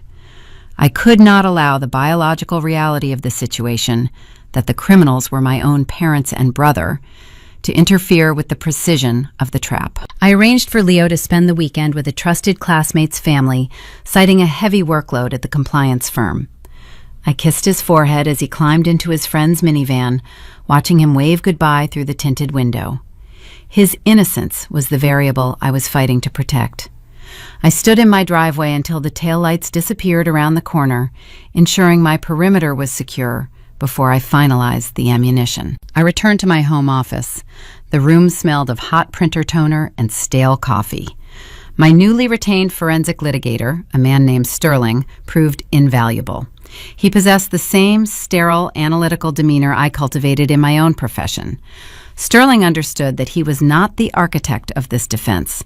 He was merely the structural engineer, ensuring my design held up under judicial scrutiny. Together, we finalized the physical dossier. We organized the paperwork with ruthless efficiency, eliminating any superfluous legal padding that could distract from the core felonies. I hired an independent court-certified digital forensics expert to formalize the discovery of the Thanksgiving contract. The expert provided a sworn affidavit confirming the digital overlay, verifying that the text above our signatures was manually composited and printed utilizing a specific commercial scanner located at a FedEx shipping center in Lincoln, Nebraska. I placed that affidavit along with the raw metadata extraction logs into the first section of a heavy red-tabbed manila envelope. The second section contained the commercial loan origination packet for the downtown Omaha condo. I highlighted the forged specific power of attorney signature and flagged the compromised notary seal. Most importantly, I included the verified wire transfer receipt obtained through an aggressive subpoena threat, proving the $150,000 of stolen equity landed directly in the operating account of Vance Litigation Partners. The final section of the red envelope held the cybersecurity data compiled by Marcus, the spreadsheet detailing the late-night building swipes, the unauthorized VPN logins, and the erratic billing code alterations attributed to junior paralegal Jessica. The undeniable digital trail of Chase's unethical romantic infiltration of my enemy's camp. I slid the final stack of paper into the thick red envelope. I wound the string closure tightly around the cardboard button, sealing the comprehensive destruction of my family's hostile narrative. I placed the envelope into my structured leather briefcase. The satisfying metallic click of the zipper echoed in the quiet room. I stood in front of the hallway mirror, adjusting the collar of my navy blazer. I smoothed my hair back into a severe professional knot. I scrutinized my reflection, searching for any trace of the terrified 22-year-old girl who had begged her mother to stop ruining her credit. She was gone. The quiet, obedient overhead was dead. The woman staring back at me was a senior financial compliance director, holding the power to annihilate the people who abused her. As a final symbolic preparation, I retrieved my phone case. I unclipped the plastic backing and slid out the folded neon pink cardboard. The $1 losing lottery scratch-off. The physical manifestation of Susan's disdain. The loser's tax. I slipped the rough cardboard into the interior breast pocket of my blazer. I did not need it for legal leverage, but I required it for the psychological conclusion of a 34-year conflict. Tuesday morning arrived with a hard gray sky. The Nebraska wind whipped across the pavement as I parked my sedan in the underground garage of the downtown Omaha high-rise. I rode the elevator in silence, Sterling standing beside me, holding his own slim leather folio. We exited on the 24th floor, stepping onto the plush, sound-dampening carpet of Vance Litigation Partners. The reception area was designed to intimidate. Sweeping views of the city skyline, massive slabs of polished marble, and a receptionist sitting behind a desk that looked like an altar. The air smelled of lemon polish and expensive, subtle cologne. Sterling approached the receptionist, Avery Alexander and legal counsel, arriving for the scheduled mediation. The receptionist offered a tight, practiced smile. "They are waiting for you in conference room B, right down the hall, last door on the left." I walked down the corridor, my heels sinking into the carpet. The silence of the firm was oppressive, heavy with the weight of billable hours and high-stakes combat. I reached the heavy oak door of conference room B. I did not hesitate. I grasped the brass handle and pushed the door open. The room was vast, dominated by a massive mahogany table reflecting the harsh fluorescent light panels above. Richard and Susan sat on the far side of the table, Chase was seated to their left. Attorney Vance sat at the head of the table, flanked by stacks of legal binders. The tableau before me was an exquisite display of unearned arrogance. My father wore a stiff, uncomfortable suit, trying to project an aura of patriarchal authority he had never actually possessed. Susan sat with her posture rigidly straight, a look of profound, victorious condescension etched onto her features. She looked at me not as a daughter, but as a vanquished opponent arriving to surrender her assets. Chase was practically vibrating with smug energy. He leaned back in his ergonomic leather chair, casually checking the time on a heavy, gleaming Rolex Submariner, a watch he undoubtedly purchased on credit the moment Vance secured the preliminary injunction freezing my trust, assuming his 80% payout was an absolute certainty. Vance offered a predatory professional nod as Sterling and I took our seats across the mahogany expanse. Let us dispense with the formalities. Vance began, his voice a deep, resonant baritone, designed to project absolute control. He steepled his fingers, leaning forward slightly. My clients appreciate your willingness to come to the table, Avery. Litigation of this nature can be drawn out and exceptionally costly. We understand you are feeling the pressure of the asset freeze. I placed my structured leather briefcase onto the mahogany table. I did not break eye contact with Vance. I did not look at my mother. We are prepared to be generous, Vance continued, misinterpreting my silence as submission. If you sign over the 80% stipulated in the family agreement, Richard and Susan will waive their pursuit of punitive emotional distress damages. They will allow you to walk away with the remaining 20% of the Horizon Trust, a very comfortable sum for a single mother. The audacity hung in the sterile air of the conference room. They had stolen my identity, forged a federal document, compromised a law firm, and tried to bankrupt me. Yet they sat across from me, offering generosity. Susan leaned forward, unable to suppress her need to dominate the narrative. You should have just shared it initially, Avery, she scolded, her tone mirroring the exact cadence she used when criticizing my grocery budget. You always were selfish. You brought this entirely upon yourself. If you had just done the right thing, we would not have to sit in this awful room. I looked at her. Her eyes were hard, devoid of any maternal warmth, seeing me solely as an ATM, dispensing the capital required to save her golden investment. I reached out and grasped the zipper of my briefcase. I pulled it open, the sharp metallic sound cutting through Vance's legal posturing. I am not here to negotiate a settlement, I said. My voice dropped to a quiet, flat register that caused Sterling to shift slightly in his chair beside me. I am not here to ask for the release of my frozen funds. I reached inside the briefcase and pulled out the thick, red-tabbed manila envelope. I laid it flat on the table, resting my palm against the smooth paper. I am here, I continued, my gaze locking onto Vance to explain the microscopic fine print of the assets your clients have actually claimed ownership of. I am here to detail the exact structural foundation of this lawsuit and to illustrate precisely what you submitted to a federal judge when you filed that preliminary injunction. Vance blinked. The confident, predatory smirk faltered for a fraction of a second. A veteran litigator recognizes the subtle shift in a room's atmospheric pressure. He expected tears, pleas, and a desperate signature on a settlement draft. He did not expect a calm, unblinking audit. Chase stopped tapping the face of his new Rolex. Susan's posture stiffened further. I unwound the string closure on the red envelope. I pulled out the first stack of paper, ensuring the independent forensic expert's seal was clearly visible on the top page. The trap I had meticulously built over the past 5 days, fueled by decades of emotional neglect and financial abuse, was finally armed and ready to detonate in the center of Conference Room B. I slid the first stack of documents across the polished mahogany. The heavy paper whispered against the wood, coming to a halt directly in front of Attorney Vance.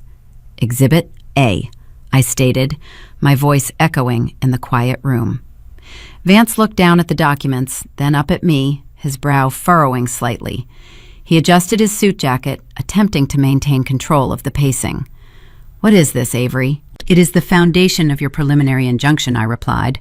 The Mutual Family Lottery Agreement. the Thanksgiving contract. I watched Susan shift her weight. Her eyes darted toward the documents, a flash of irritation crossing her features. "We have already submitted that into discovery," she snapped, her tone dismissive. "We do not need to review it again. You signed it, you know exactly what it says." I did not rake my gaze from Vance. He was the primary target of this initial maneuver. I had a court-certified forensic document examiner analyze the high-resolution digital scan your office provided in the discovery packet. Vance picked up the top sheet, reading the bold header from the independent forensic firm. "The signature at the bottom of the page is authentic," I continued, my words precise and measured. However, the metadata embedded within the digital file tells a different story. The forensic extraction confirms that the text outlining the wealth sharing agreement was digitally composited over the authentic signatures. The silence in conference room B deepened, taking on a heavy, suffocating quality. Chase stopped fidgeting. Richard stared blankly at the far wall. The scan was executed utilizing a commercial machine located at a FedEx shipping center on O Street in Lincoln, Nebraska. Exactly 3 weeks ago, I added, reciting the details from memory. Furthermore, I possess a legally recorded audio file wherein Susan Alexander explicitly confesses that the text of the contract was drafted 24 hours after the family dinner took place, long after my signature was secured on a blank sheet of parchment paper intended for a generational scrapbook. I leaned forward slightly, resting my forearms on the edge of the table. "You filed a preliminary injunction utilizing a fabricated document.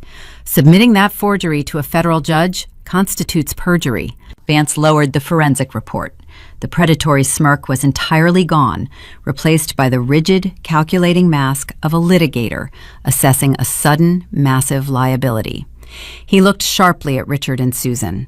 His clients had handed him what appeared to be an ironclad physical contract. He had built his entire aggressive strategy around its validity.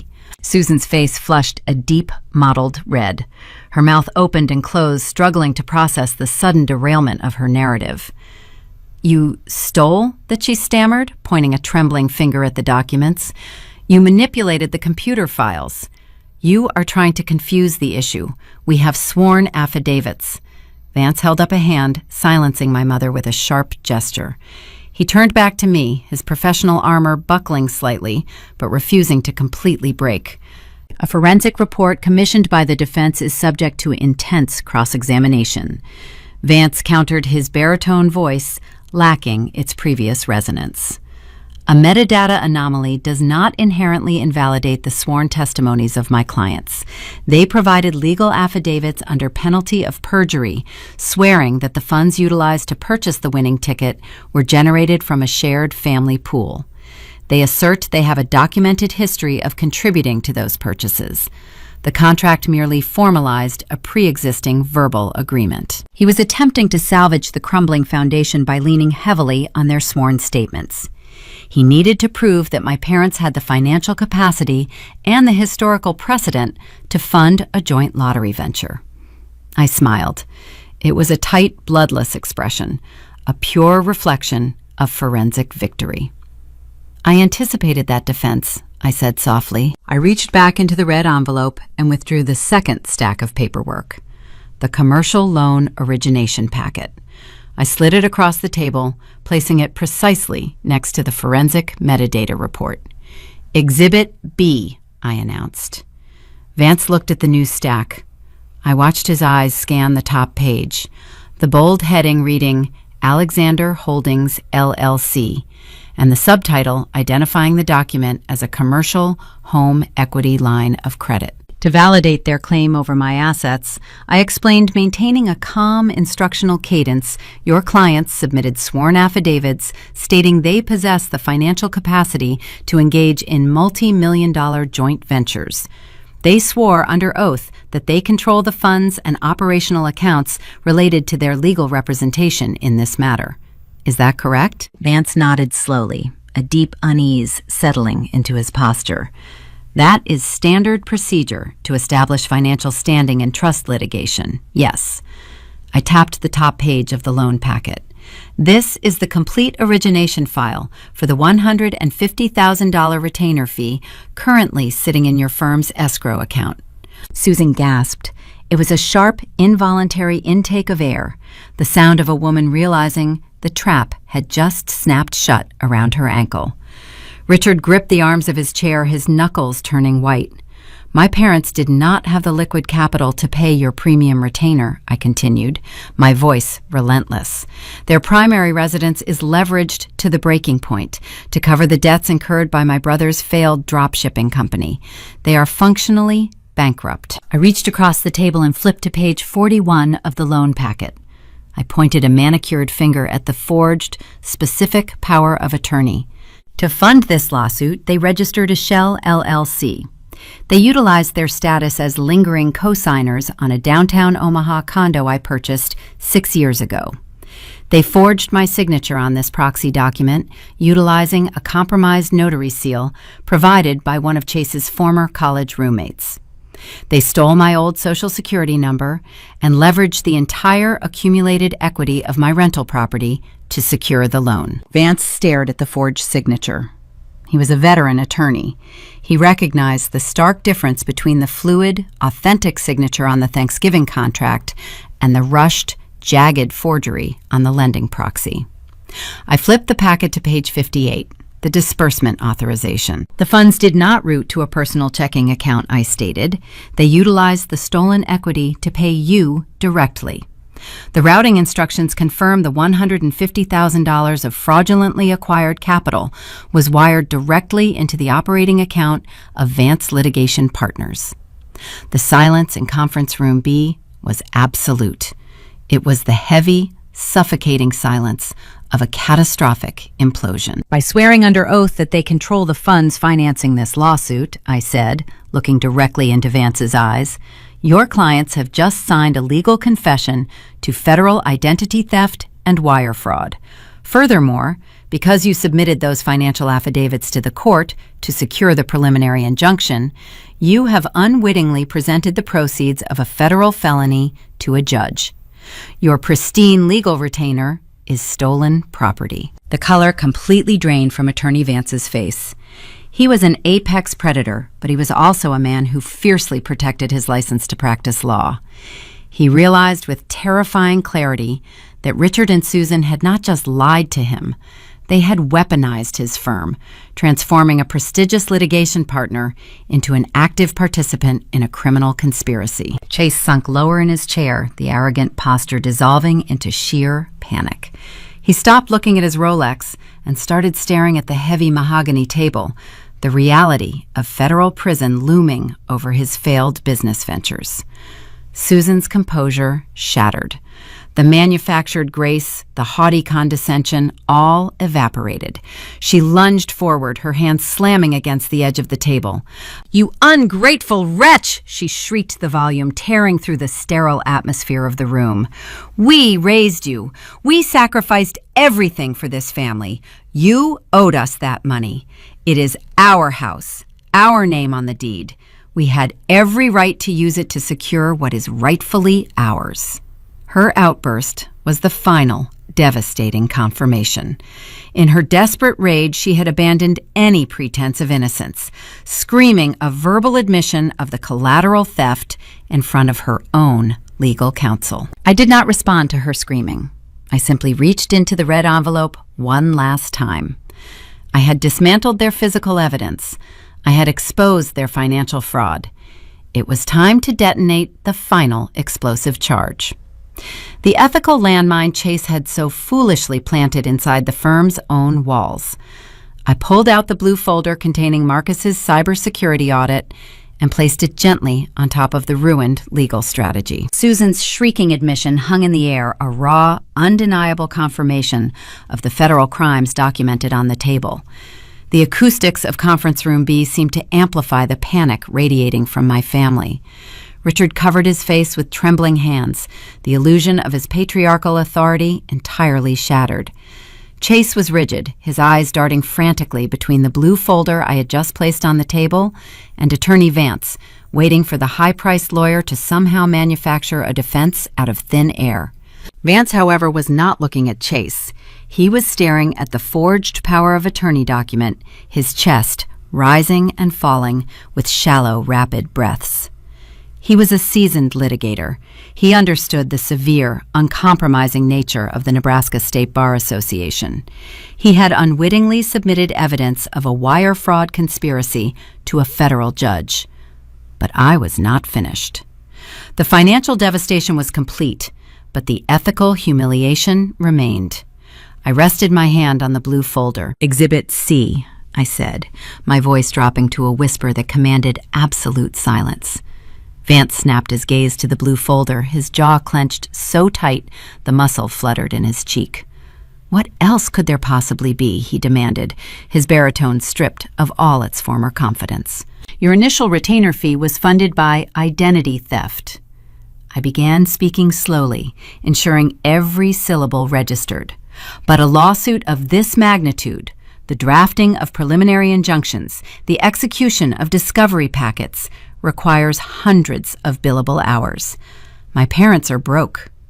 The stolen equity covered your entry fee, but it could not sustain the ongoing hourly labor." I flipped the blue folder open. The spreadsheet containing Marcus's cybersecurity audit lay exposed. To bridge that financial gap, I continued. My eyes shifting to my brother Chase, decided to utilize his entrepreneurial skills. He targeted a vulnerability within your operation. Chase let out a sharp, choked sound. His face drained of color, replacing the arrogant flush with the pallor of a cornered animal. He knew exactly what was in the folder. He realized the digital footprint he thought he had so cleverly concealed was currently sitting on the mahogany table. "This is a comprehensive physical and digital access log," I explained, pushing the spreadsheet toward Vance. "It details the virtual private network logins and the electronic keycard building swipes for one of your employees, a junior paralegal named Jessica." Vance frowned, picking up the spreadsheet. He scanned the highlighted rows. "According to these logs," I stated, "Jessica routinely accessed the Alexander Horizon Trust litigation files outside of normal business hours. She utilized external IP addresses at 3 a.m. She logged multiple unauthorized weekend entries into this physical building." I paused, letting the implications settle heavily onto the table. "My brother has been engaging in a romantic relationship with your paralegal," I said, delivering the final catastrophic blow. "He leveraged that entanglement to gain backdoor access to my legal filings. She has been drafting their paperwork, fast-tracking their motions, and altering internal billing codes off your main firm ledger to subsidize the hourly cost of this lawsuit." The silence that followed was total and profound. It was the sound of an entire legal strategy, an entire firm's reputation, disintegrating into dust. Vance stared at the spreadsheet. His hands, usually so steady when manipulating a courtroom, began to tremble. He cross-referenced the employee identification number on the log with his own internal memory. He knew Jessica. He knew the billing codes. The reality of the breach washed over him a cold, suffocating wave of professional ruin. His clients had not merely lied to him. They had not just utilized stolen funds to pay his retainer. They had actively infiltrated his firm, corrupted his staff, and compromised the ethical integrity of Vance litigation partners. The shark realized he was bleeding in the water, and the scent was attached directly to his own license. An attorney operating at his tier is bound by strict ethical obligations. If he discovers his firm has been utilized to facilitate a crime, or that his internal systems have been compromised by a client, he is legally mandated to report the breach and sever the relationship immediately. Failing to do so would result in disbarment and potential criminal conspiracy charges. Vance stood up. The movement was sudden and violent, his heavy leather chair scraping harshly against the plush carpet. He did not look at Richard. He did not look at Susan. He leveled a glare of absolute, terrifying fury at Chase. "You arrogant, stupid little boy." Vance hissed the words, vibrating with a lethal intensity. He reached across the table, grabbed the thick binder containing his prepared litigation strategy, and shoved it aggressively into his briefcase. He snatched his reading glasses off the mahogany surface and threw them into the bag. Susan scrambled out of her chair, her panic overriding her pride. "Mr. Vance, please, you cannot just leave. We paid you. We have a contract. You have to fix this." Vance zipped his briefcase shut with a sharp, final jerk. He turned to face my mother, his expression a mask of pure contempt. "Our contract is null and void, Mrs. Alexander," he barked, his voice echoing in the large room. "You secured my services utilizing fraudulent funds obtained through federal identity theft. Your son conspired to corrupt an employee of this firm. As of this exact second, I am withdrawing as your legal counsel." He hoisted the heavy briefcase onto his shoulder. "I am ethically obligated to inform the presiding judge that the financial affidavits submitted in support of your preliminary injunction are compromised." Vance continued delivering the fatal procedural blow. "I will advise the court to dissolve the asset freeze immediately.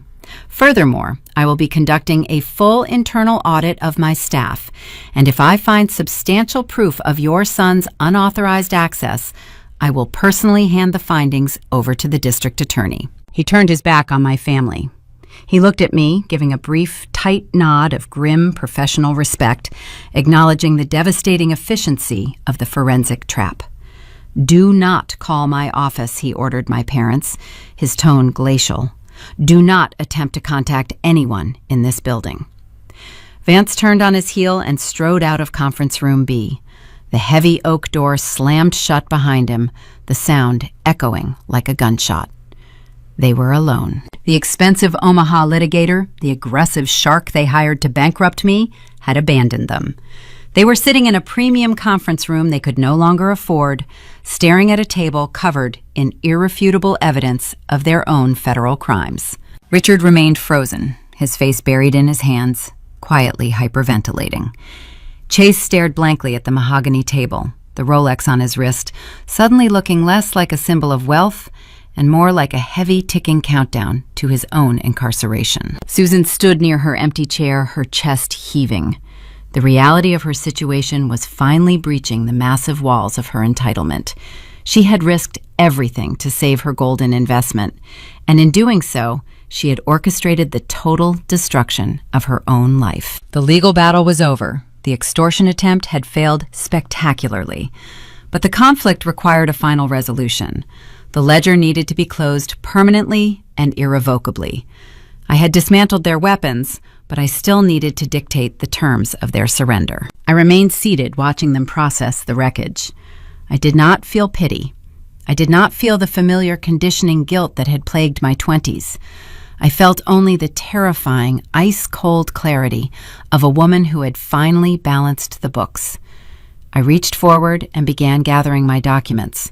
I carefully placed the forensic report, the commercial loan packet, and the cybersecurity audit back into their respective folders. I slid the red and blue files into my structured leather briefcase. I zipped the compartment shut.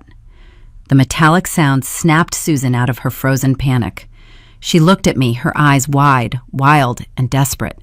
She was searching for the quiet, obedient daughter, the overhead she could manipulate. "Avery," she whispered, her voice cracking, attempting to resurrect the fragile, weeping matriarch persona that had worked so effectively for 3 decades.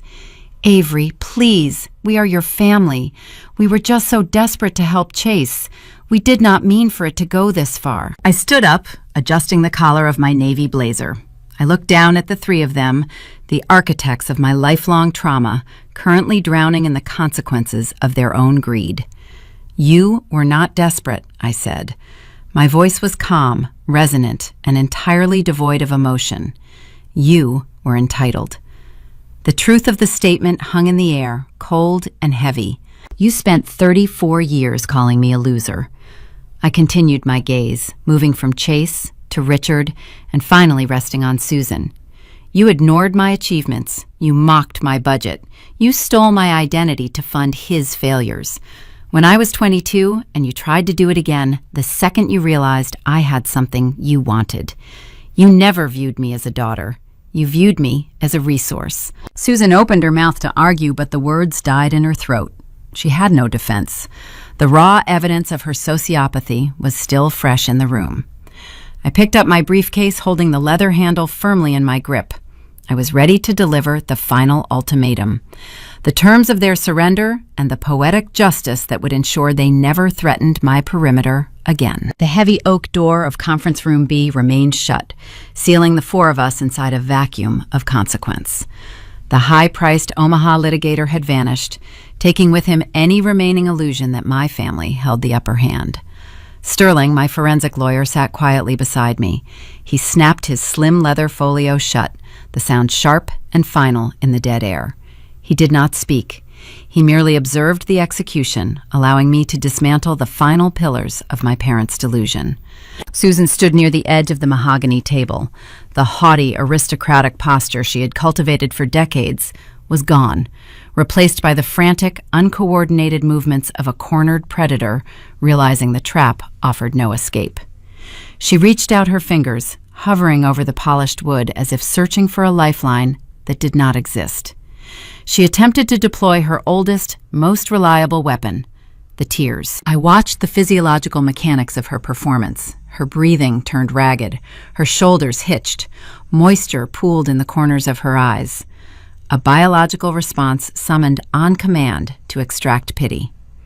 For 34 years, that exact display of weeping fragility had forced me to surrender my boundaries, my time, and my peace of mind. It was the mechanism she used to guilt me into subsidizing Chase's failures. "Avery, please," she sobbed, the sound echoing off the marble floors and glass walls. "We were just desperate. You have to understand the pressure we were under. The people Chase owed money to were threatening him.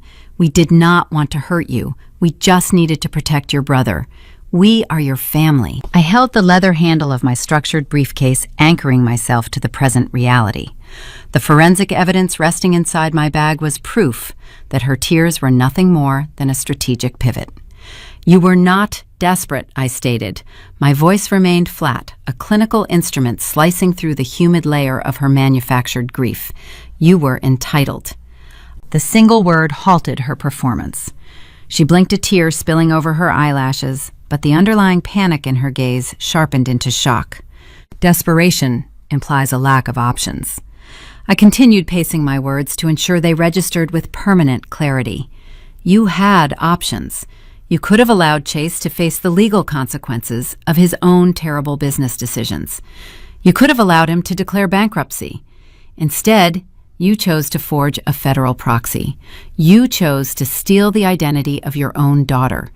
You chose to gamble my financial future because in your ledger, my stability has always been an expendable resource. You did not do this out of love. You did it because you believe everything I own inherently belongs to you. Susan lowered her head, staring at the floor. The weeping stopped. I turned my attention to my father. Richard had spent my entire life retreating into the background, utilizing silence to endorse my mother's toxicity. He sat paralyzed in his ergonomic chair, his face buried deep in his hands. "Here is my ultimatum," I announced, addressing the room. "I will not negotiate. I will not entertain a counteroffer. You will contact whatever discount legal counsel you can find within the hour. You will instruct them to file a formal motion withdrawing this lawsuit. The withdrawal must be filed with prejudice, meaning you can never bring these claims against the Alexander Horizon Trust again." I paused, waiting for Richard to raise his head. He peered through his fingers, his eyes bloodshot and terrified. "That filing must be time-stamped by the county clerk before 5 o'clock today," I dictated. "Furthermore, you will assume full legal and financial liability for the commercial home equity line of credit you fraudulently originated. You will pay the monthly premiums, and you will secure a legitimate method to settle that $150,000 debt. If the lawsuit is not withdrawn by 5 o'clock, or if you default on a single payment for that commercial loan, I will take the red and blue folders in this briefcase directly to the Omaha field office of the Federal Bureau of Investigation." Richard dropped his hands to the table. The color of his skin resembled ash. A federal wire fraud indictment carried a mandatory minimum sentencing guideline. He was staring at the very real prospect of spending his twilight years in a penitentiary. He nodded, a slow, defeated tremor of his chin. I shifted my gaze to the golden investment. Chase was sitting rigid, his manicured hands resting flat on his knees. He had lost his dropshipping company. He had lost his premium legal representation. He had lost his secret paralegal informant. But there was one final detail in his ledger that required an audit. "Oh," I said, allowing a thin, hollow smile to touch my lips. "And regarding the downtown Omaha condo." Chase flinched. He had been quietly living in that rental property for the past 3 weeks. When his creditors seized his leased apartment and his luxury vehicles my parents had secretly given him the keys to, the condo they had just leveraged in my name. They thought it was the perfect sanctuary, a hidden asset to shelter the golden child while they fought the legal war. "You assumed my hands were tied because Attorney Vance secured a preliminary injunction against the Horizon Trust," I explained. "You assumed I could not deploy capital to fight back. But you failed to understand the nuances of corporate wealth management." Chase swallowed hard, his throat clicking in the quiet room. "The injunction froze my personal trust distributions," I clarified, stepping into the role of the financial instructor one last time. "However, the Alexander Horizon Trust is a registered corporate entity. It possesses an independent corporate credit facility, a line of credit that was not named in your lawsuit and therefore was not subject to the asset freeze." I watched the realization dawn behind his eyes. "When I discovered you originated a fraudulent commercial loan utilizing the condo as collateral, I did not just print the receipts," I said. "I utilized my corporate credit facility to approach the secondary lending institution. I purchased the commercial paper. I bought the debt." Chase stopped breathing. Susan let out a soft, horrified gasp. "By purchasing the debt, I absorbed the collateral rights," I concluded. "I am not just the victim of your identity theft. I am the institution holding the note. I am your landlord." I leaned closer to the table, ensuring my brother heard the final sentence over the ringing in his ears. "You have 30 days to vacate the premises. If you are not gone by the 1st of the month, I will have the county sheriff execute a formal eviction, and your belongings will be placed on the sidewalk." The poetic justice of the maneuver crushed whatever lingering defiance remained in the room. They had tried to steal $22 million, and in the process, they had handed me the legal authority to render the golden child homeless. I reached into the interior breast pocket of my navy blazer.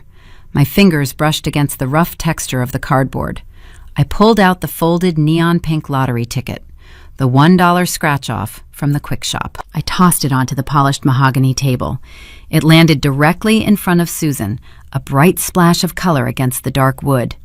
"The loser's tax," I whispered. I turned around and walked toward the heavy oak door.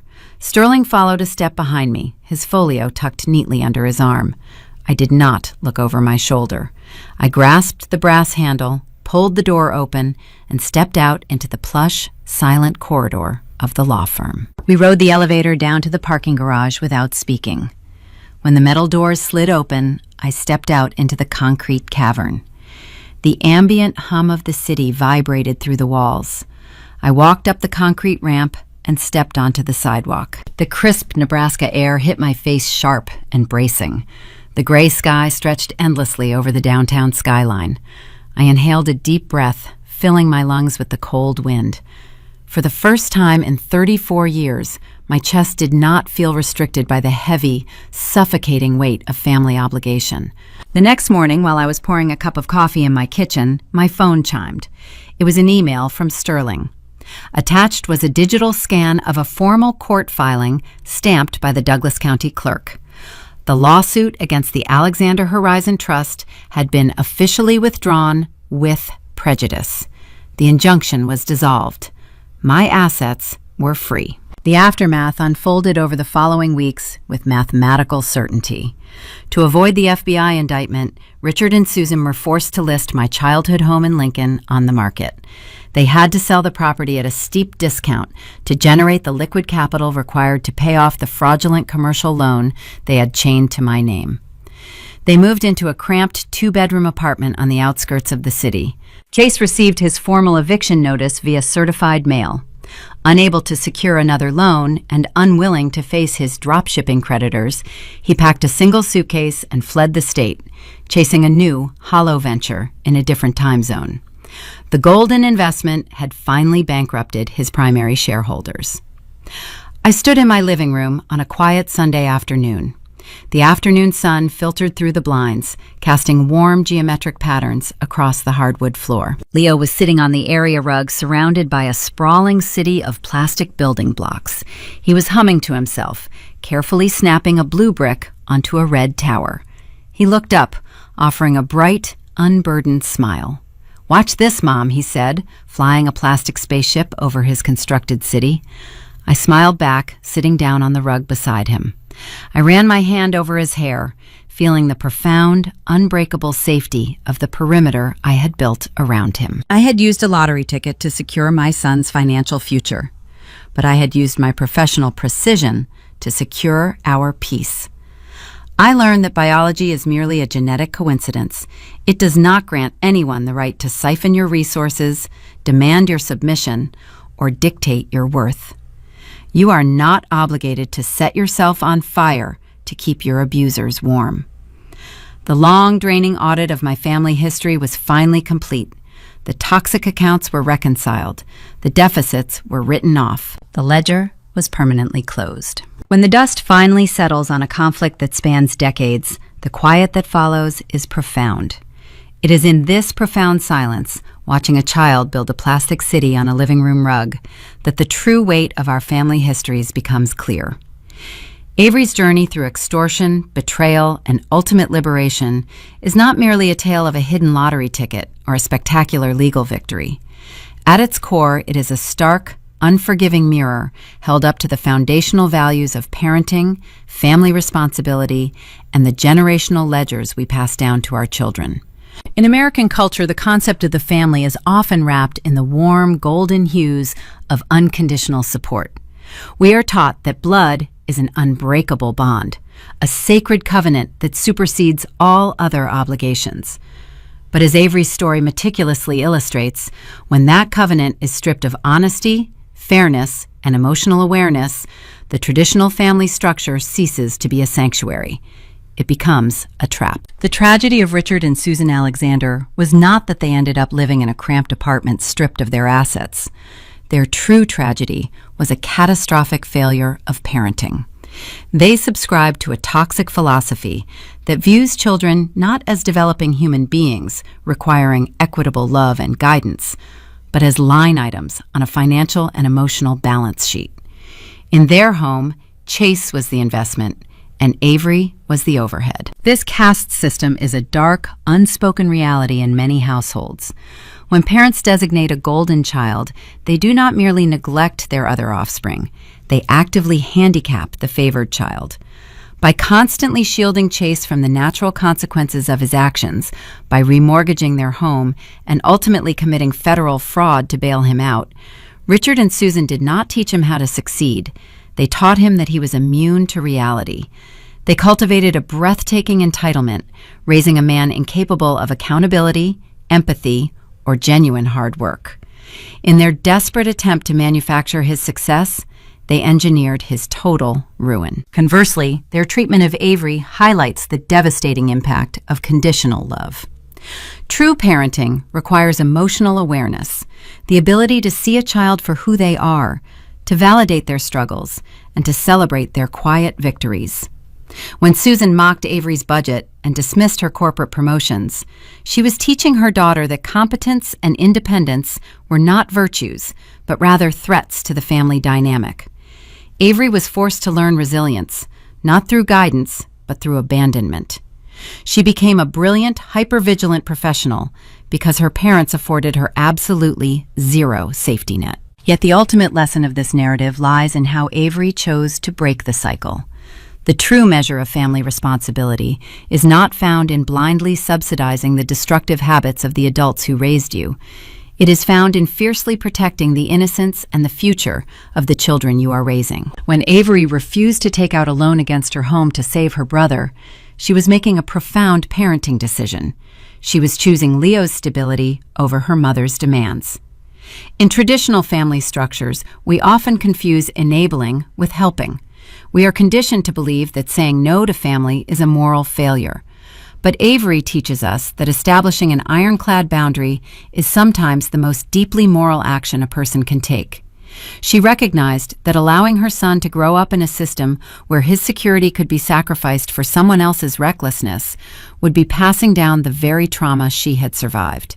Honesty and integrity are the bedrock of any healthy family. They are the invisible mortar that holds the bricks together.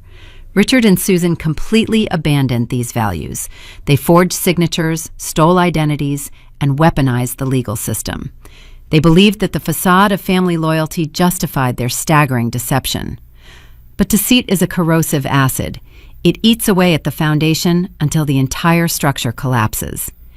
Avery countered their deception with absolute forensic truth. She did not yell, she audited. She proved that integrity backed by verifiable boundaries will always dismantle a narrative built on lies.